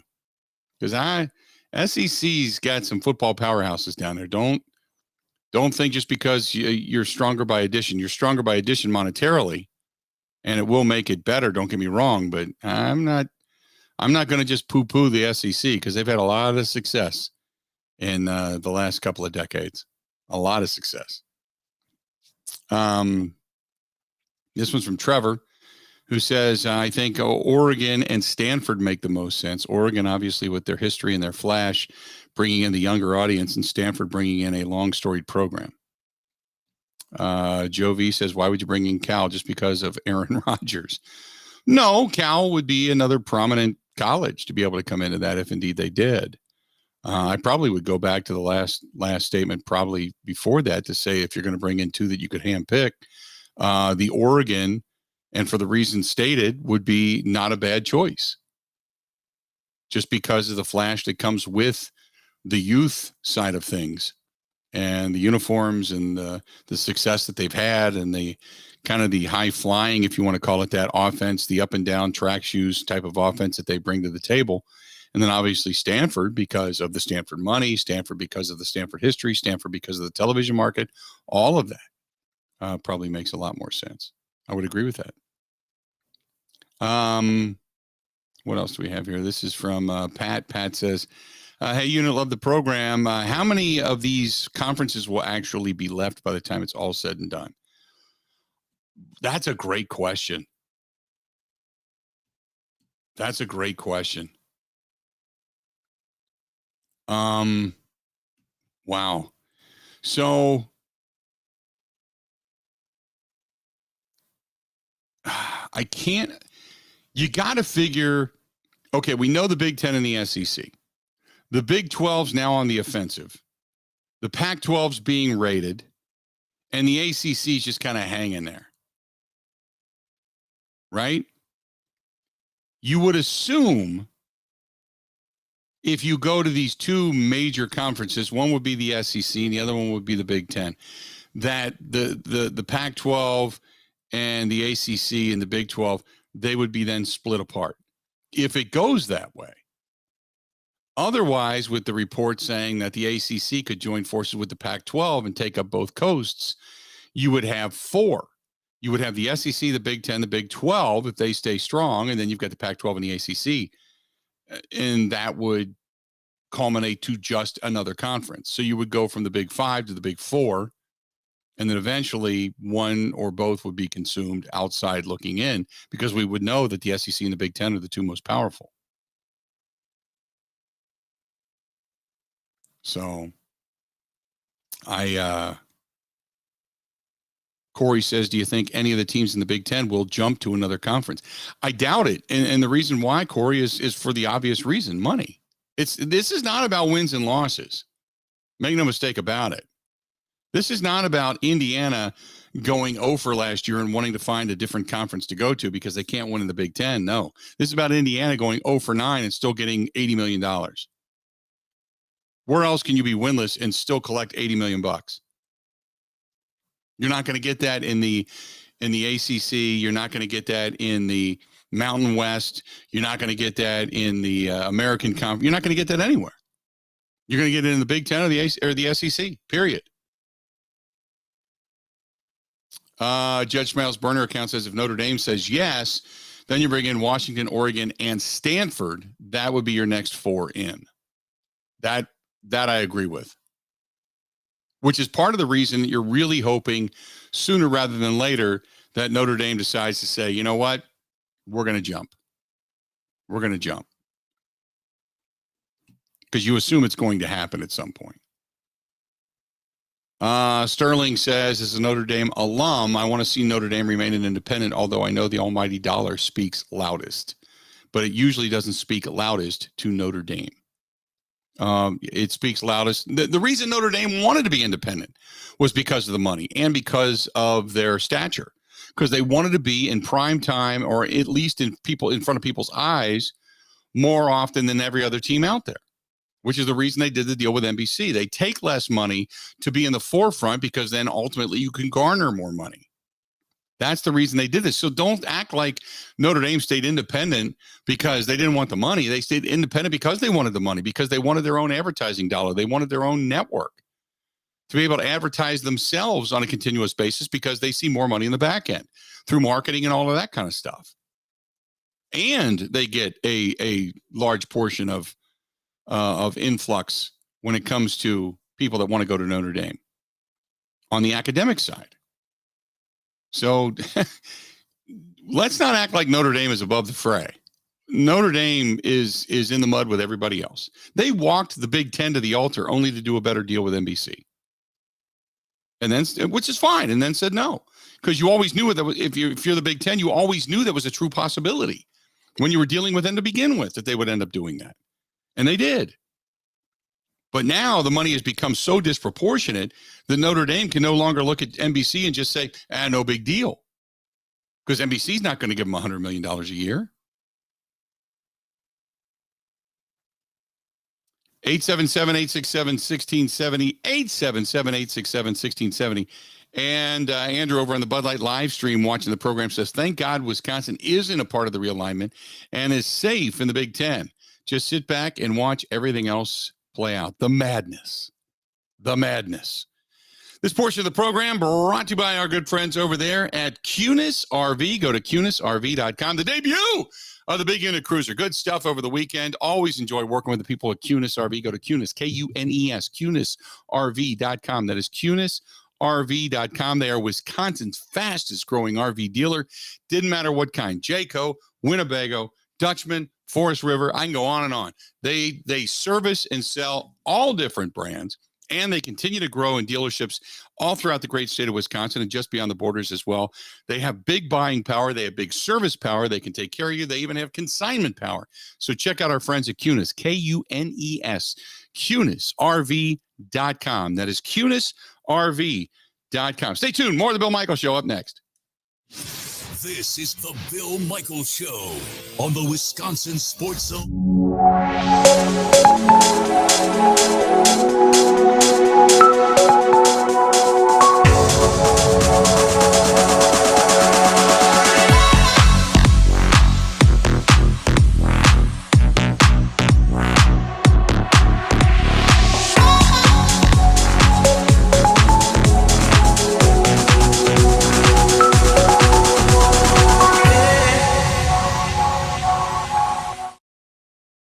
Windows and pay no interest for 4 years. That's the one. Imagine the money you'd save by not paying interest for 4 years. Okay, don't rub it in. Rub what in? The deal just started at Palo Windows in Dorset, Wisconsin. Seriously?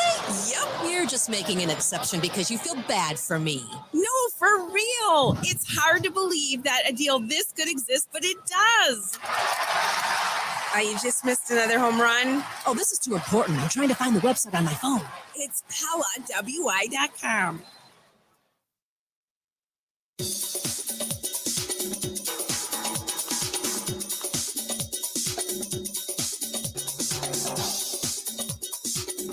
Bill Michaels will resume in 3 minutes.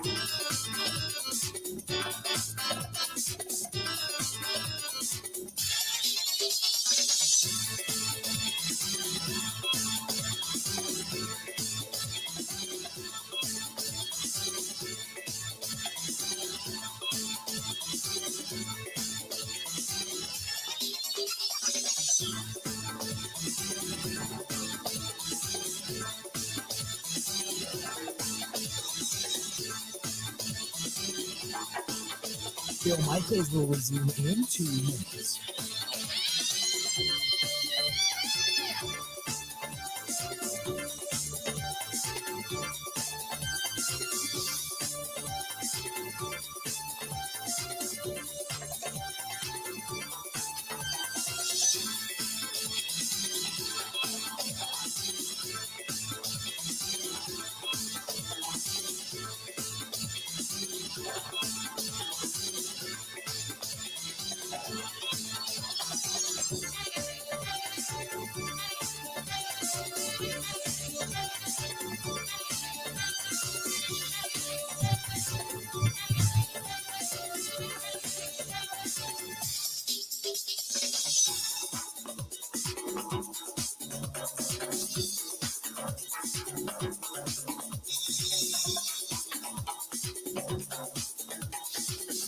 Bill Michaels will resume in 1 minute.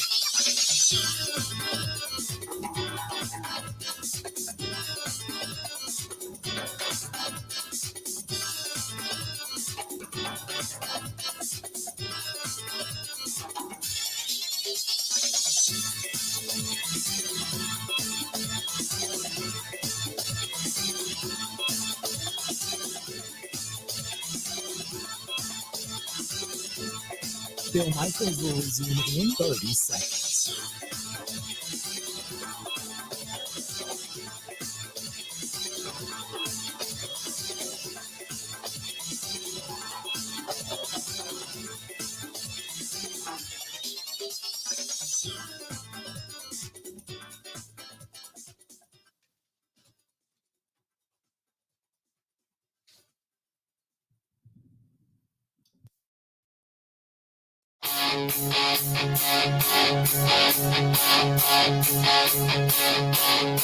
Hard to find.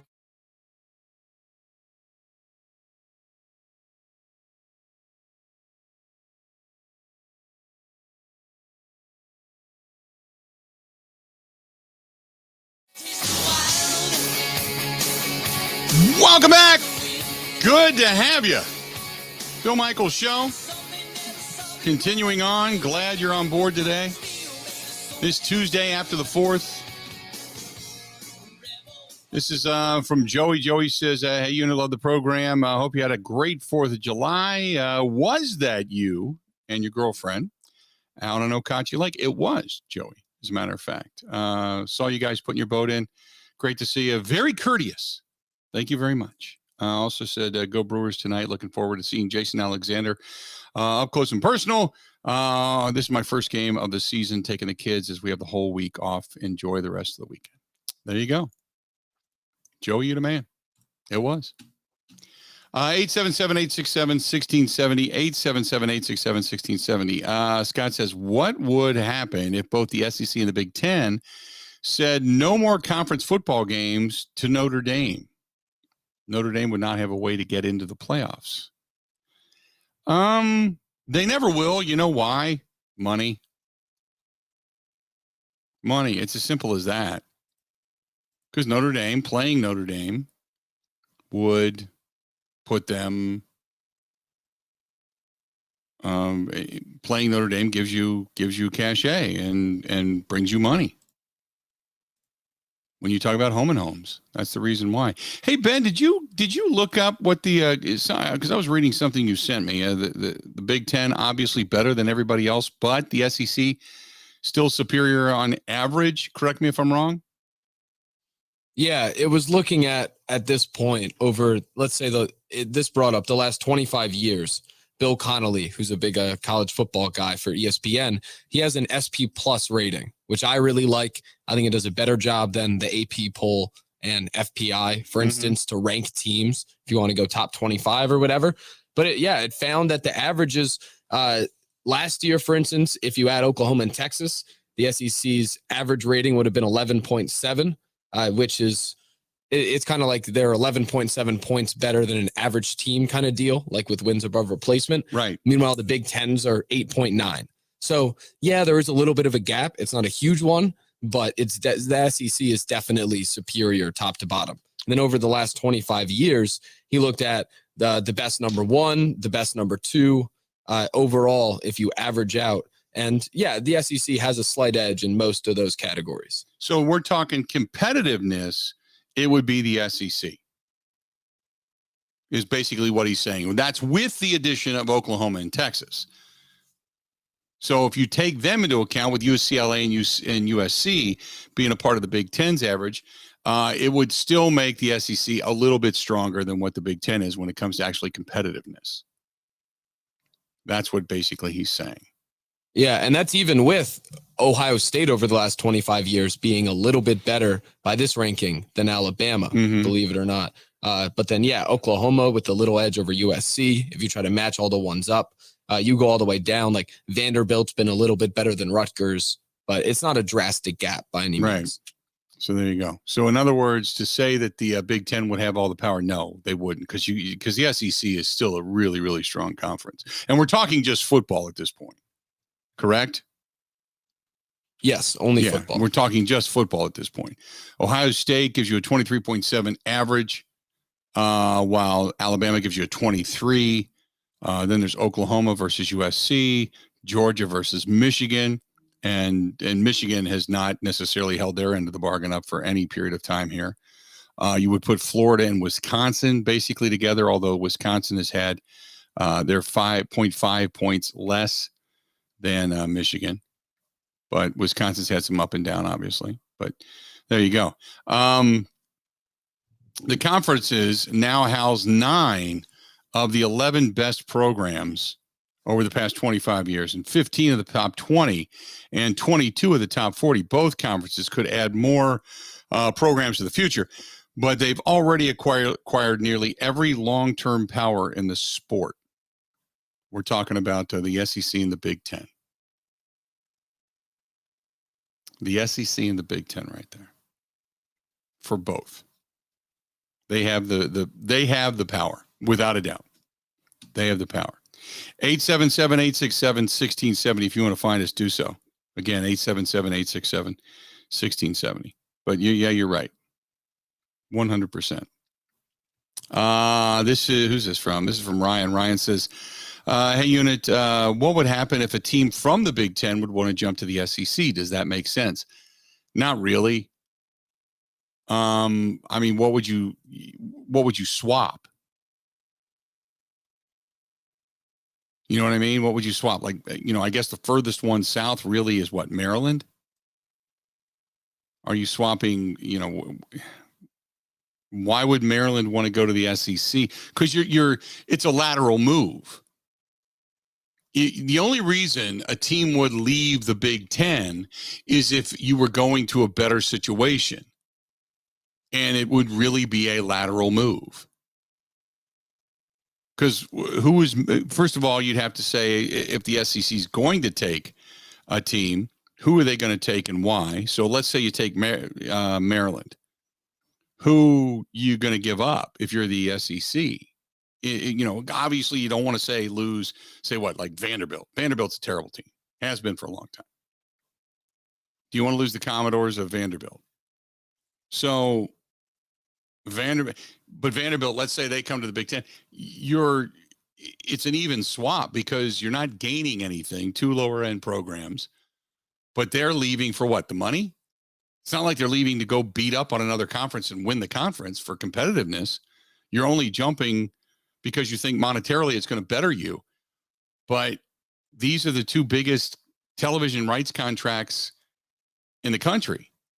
So you're making a lateral move. You're basically swapping just a conference. You're not gaining anything or losing anything. You're just swapping conferences. And that's more of a headache than it's worth, if that makes sense.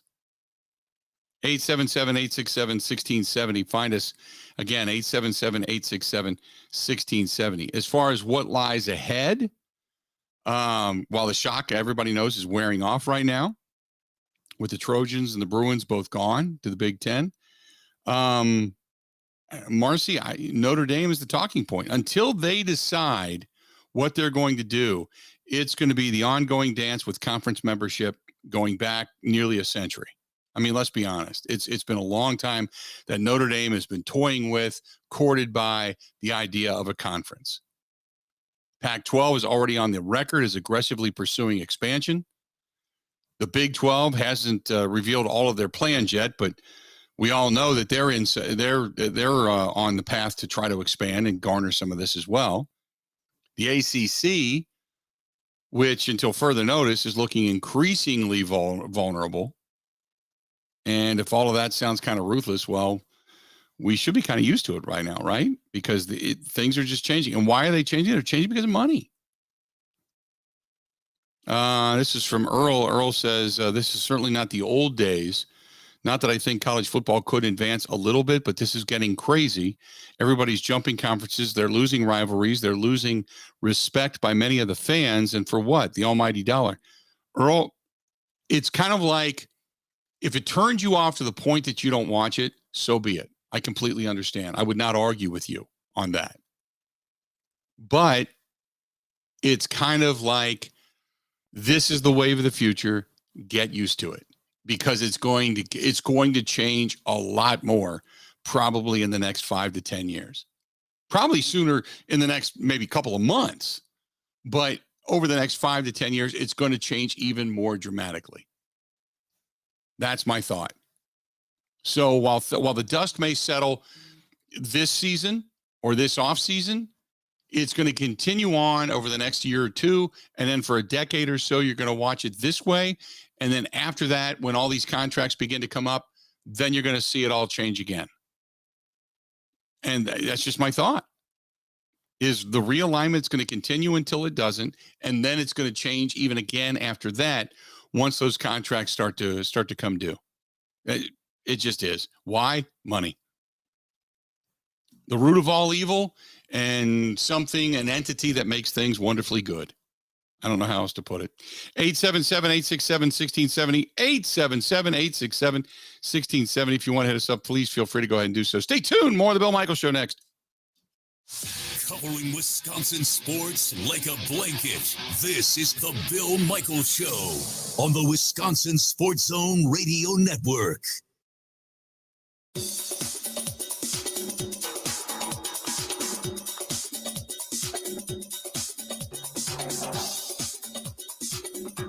Bill Michaels will resume in 5 minutes.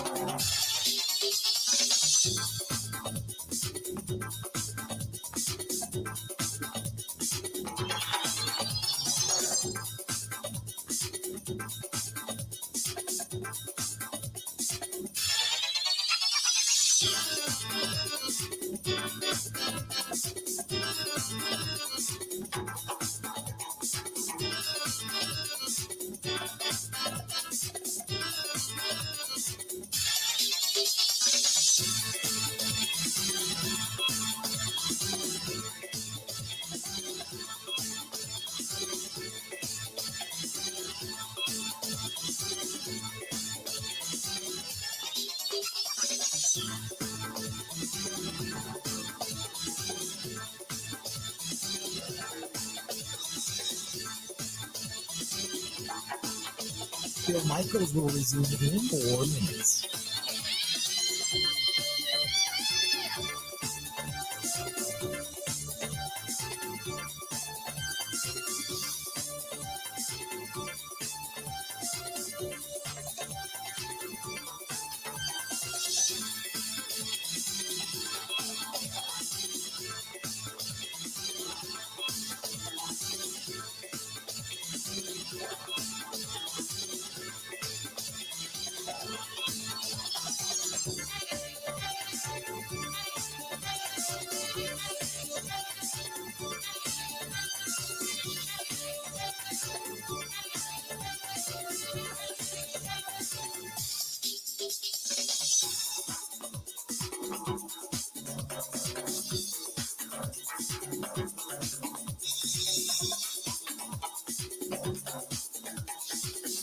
Bill Michaels will resume in 3 minutes.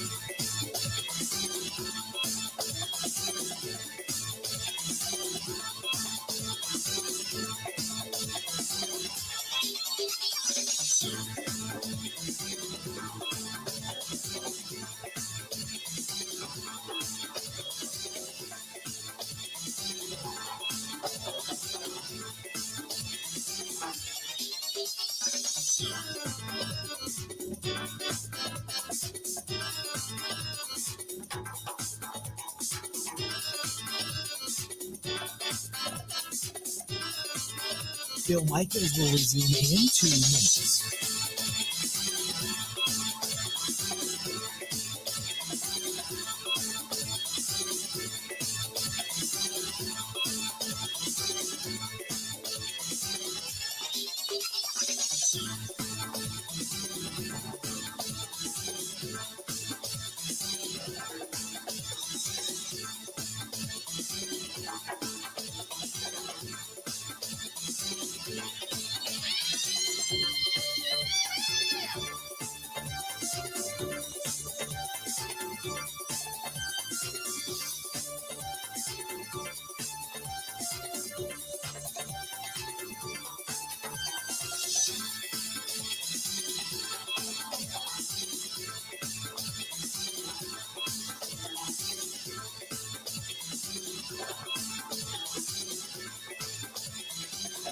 Bill Michaels will resume in 1 minute.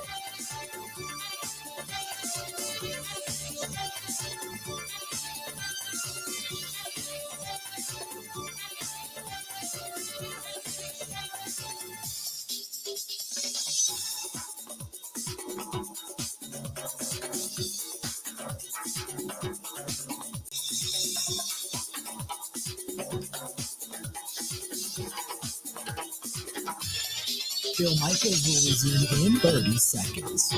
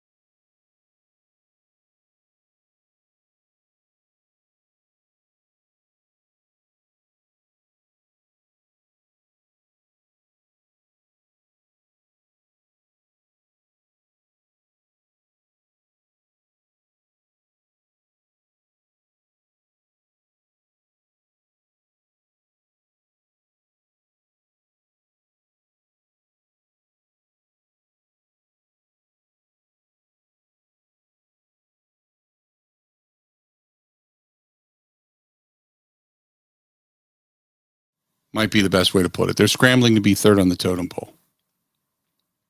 The Big 12, the most stable of those three remaining leagues right now, the ACC. When assessing the ACC in the race for number 3, the fact that they seemingly have protected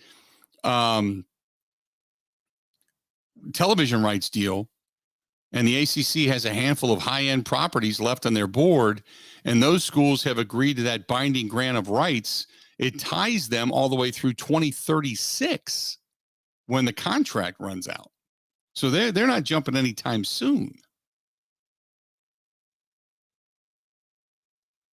You know, so it's, and then the Pac-12, clearly the league most vulnerable right now moving forward. Not a strong appetite among the remaining 10 members to add a few Mountain West schools like San Diego State or Boise State, what have you. They want to think bigger, but the loss of USC and UCLA, that has meant a loss of leverage, as we all know. Perhaps the most nerve-wracking thing for the Pac-12 commissioner right now is that any school can leave without penalty after 2023, just like UCLA and USC did. So it's hard to poach when the contract leaves you vulnerable to being poached.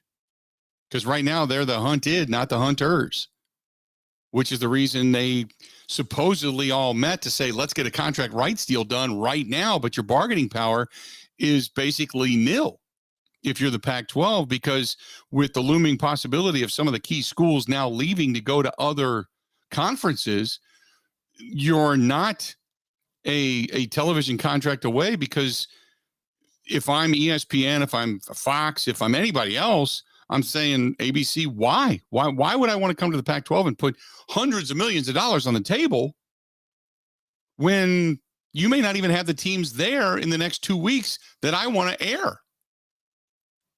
You're trying to get a deal done to lock those teams in from leaving. So it's a free for all, man, right now in athletics, college athletics. 877-867-1670. 877-867-1670. Find us, hit us up. I would assume that this is going to continue to spin as the week progresses, or even in the next couple of weeks for that matter. So I'm sure that's going to be something we continually pay attention to. This is from Mark, who says, did you talk about Serge Ibaka signing with the Bucks? Why would they keep him? Why not? It's not a big contract. And as I stated in the first hour of the program, from what I understand, they really like him in the locker room. He's an insurance piece down low. Did he bring you huge numbers? No. He likes it here. He liked the guys he played with. They like him. There's a chemistry there. And if you're going to go out and find a piece player that's going to replace Serge Ibaka to be Serge Ibaka, why not just sign a guy that they already like and like in the locker room? That's the reason it makes sense. It's not for tens of millions of dollars. It's not a huge deal. So to me, it's not a deal breaker. It's like, okay, they brought back a guy they like. Nothing wrong with that. I don't have a problem with it. It's could you find, if there was another piece that you gave up, or a piece that you're not going to sign because of that signing that could prevent you from getting better on the perimeter, I would say, wait a minute, let's think about this. But for the most part, not, unless of course you could also use it as a trade chip down the road.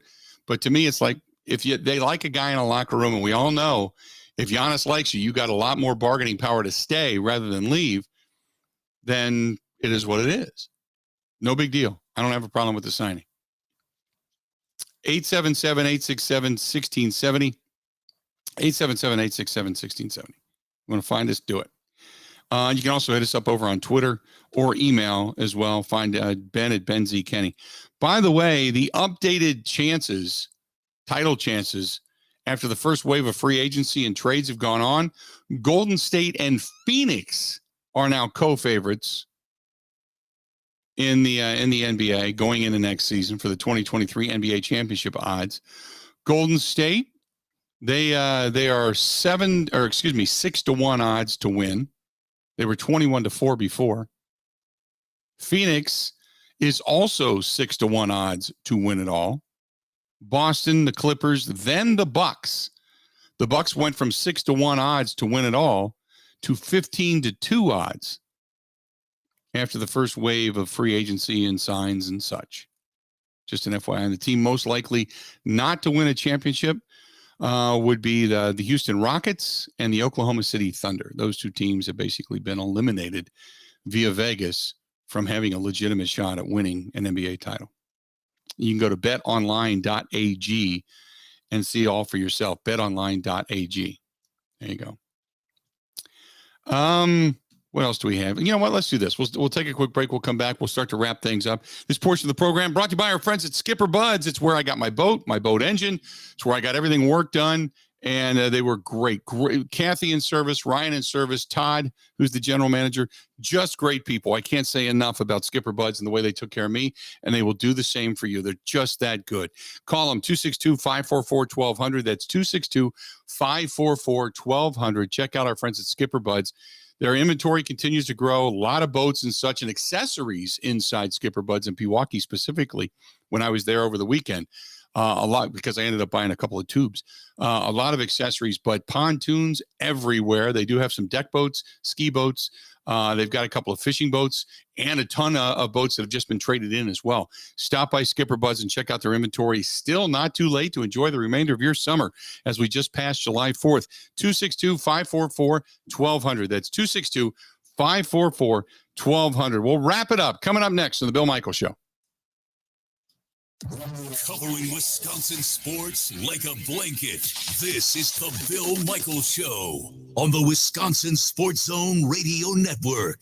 One of the worst things that you can hear, you have cancer. The worst is when you hear the words, your child has cancer. When a child is diagnosed with cancer, it changes their world. Sometimes they can't even do things that they really love, like playing soccer, riding a bike, going to prom, attending school. Children with cancer spend a lot of time away from others. Time in the hospital, treatments, tired, nauseous, and they feel isolated. That's where Special Spaces Wisconsin steps in. They provide these children with a special space where they can not only sleep, but they can play, they can heal, they can spend time away from the challenges of their illness. It's a customized bedroom designed just for them. How about a princess castle or a pirate ship or a sports-themed bedroom? They transform that child's existing bedroom into a place that only he or she can imagine. A place for them just to be a kid. This effort is done with teams of dedicated volunteers and sponsors, just like our friends from Pella Windows and Doors of Wisconsin and all the community partners. If you'd like to find out more or to donate, go to specialspaces.org. That is specialspaces.org.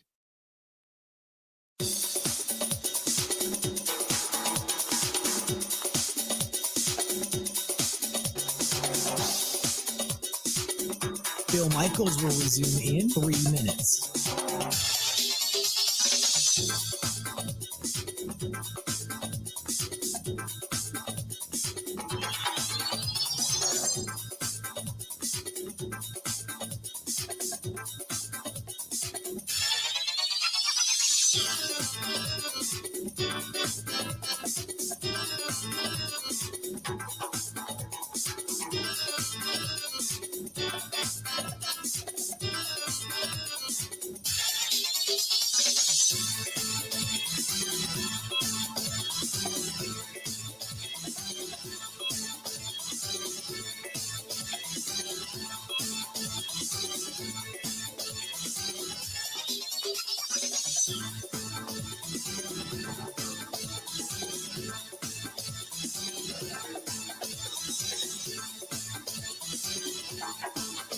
Bill Michaels will resume in 2 minutes.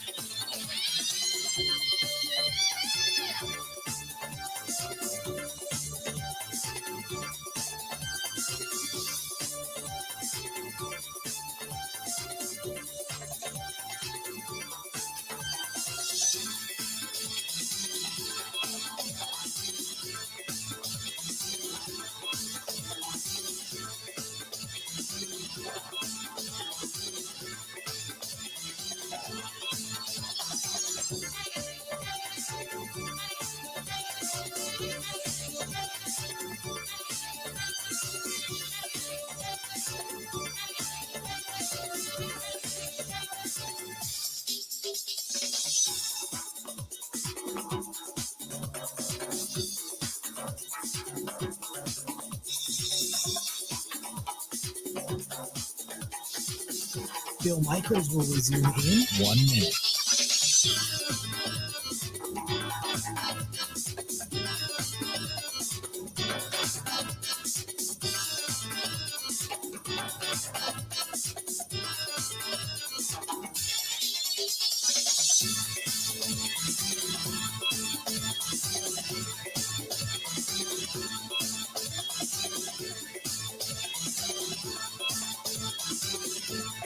Bill Michaels will resume in 30 seconds.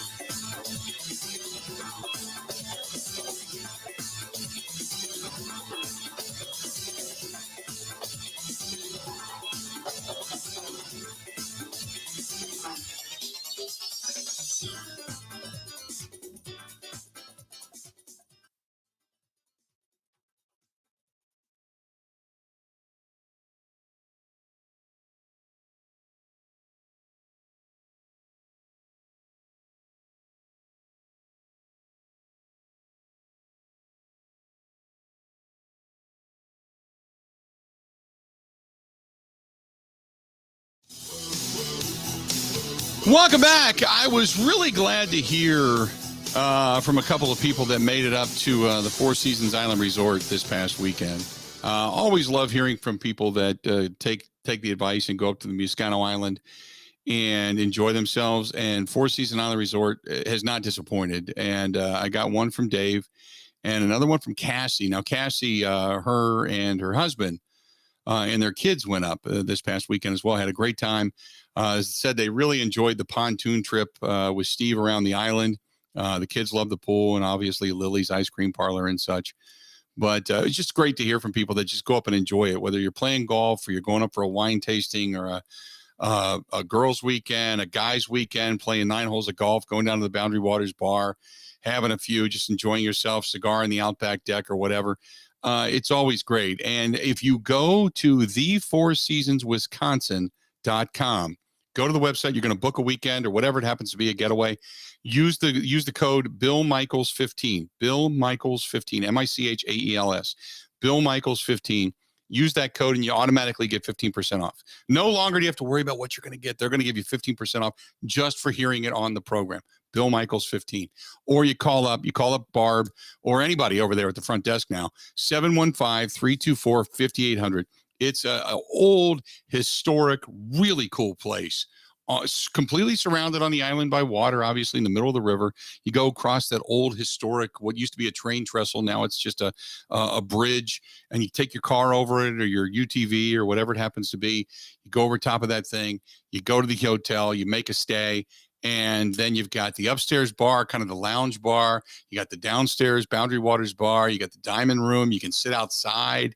You've got that really nice front patio, kind of screened in area where you can have some dinner as well. A lot of cool places. Old-fashioned ice cream parlor. It's a throwback. So check out thefourseasonswisconsin.com, thefourseasonswisconsin.com. But don't forget, you have to use Bill Michaels 15. That is Bill Michaels 15. And see for yourself. Again, Bill Michaels 15. Coming up tonight, obviously, you got the Brewers back at it again, taking on the dreaded Cubs. 7:10 first pitch. Jason Alexander going to the hill against Kyle Hendricks tonight. Hendricks 4-6 with a 4.76 ERA. Jason Alexander undefeated, 2-0. It'll happen as soon as I say undefeated, but knock on wood, it doesn't. 2-0 with a 3.82 ERA. That happens tonight. Brewers look to continue to win. Meanwhile, Cincinnati's hosting the East-leading New York Mets.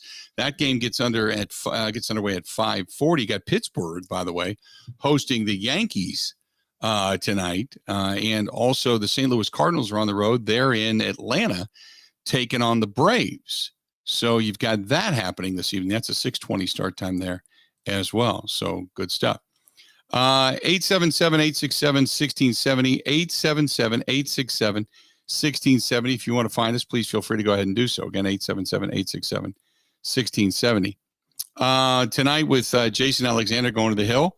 Wilson Contreras is the guy you got to look out for. He is, 3 at-bats against Jason Alexander. Nobody has more than 3 at-bats against him. He's had a little bit of success, but that's about it. Andrew McCutchen, by the way, against Kyle Hendricks, has 36 at-bats. Colton Wong, 50. By the way, Colton Wong's hitting 358 against Kyle Hendricks. 53 at bats, 1 homer, but hitting 358 against Kyle Hendricks. Rowdy Tellez hits 250 against him. Jace Peterson, who's had 19 at bats against Kyle Hendricks, is batting 421 against him. So not a bad way to go. They've had some success against Kyle Hendricks going against him tonight at American Family Field. What do we got coming up tomorrow, Ben? Anything in particular? Are we just going to kind of keep our eye as to what's going on regarding the Big 12, the Big 10, the Pac-12, also the SEC and the ACC? Well, there's that. Hopefully I'm able to sleep through the night without, sleep texting Ebo saying I'm sorry for missing the show. That didn't happen at that time. Right. Aside from that, I don't know. Hopefully it's a normal day because today sure was, Today was not normal. Today was not normal. I got a couple of things I'm doing after the show today, but nothing that's going to cause me to take a tumble by any stretch of the imagination, you would assume. And today should be just a normal get back at it kind of day. And as long as the storms don't hit and they're not too severe, we should be pretty much good to go come tomorrow for the program. So I'm looking forward to it. And a short week. Anything else before? Did we miss anything today by any chance? I don't think so. We did. I think it's gotten pretty slow, minus baseball and college football craziness. There's no Deshaun Watson stuff going on. Yeah, no word yet as to what they're going to do with Deshaun Watson. That's for sure. Other than Demaryius Thomas, who had recently passed, and they say that he had stage 2 CTE. That was one of the bigger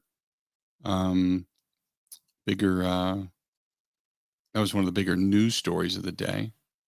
Other than that, it's kind of about it, right? Not much more. Well, Tiger Woods is hitting golf shots. Oh, well, yeah. Can't forget about watching Tiger. With a keen eye. Tiger always makes news. You are correct. There you go. That's it.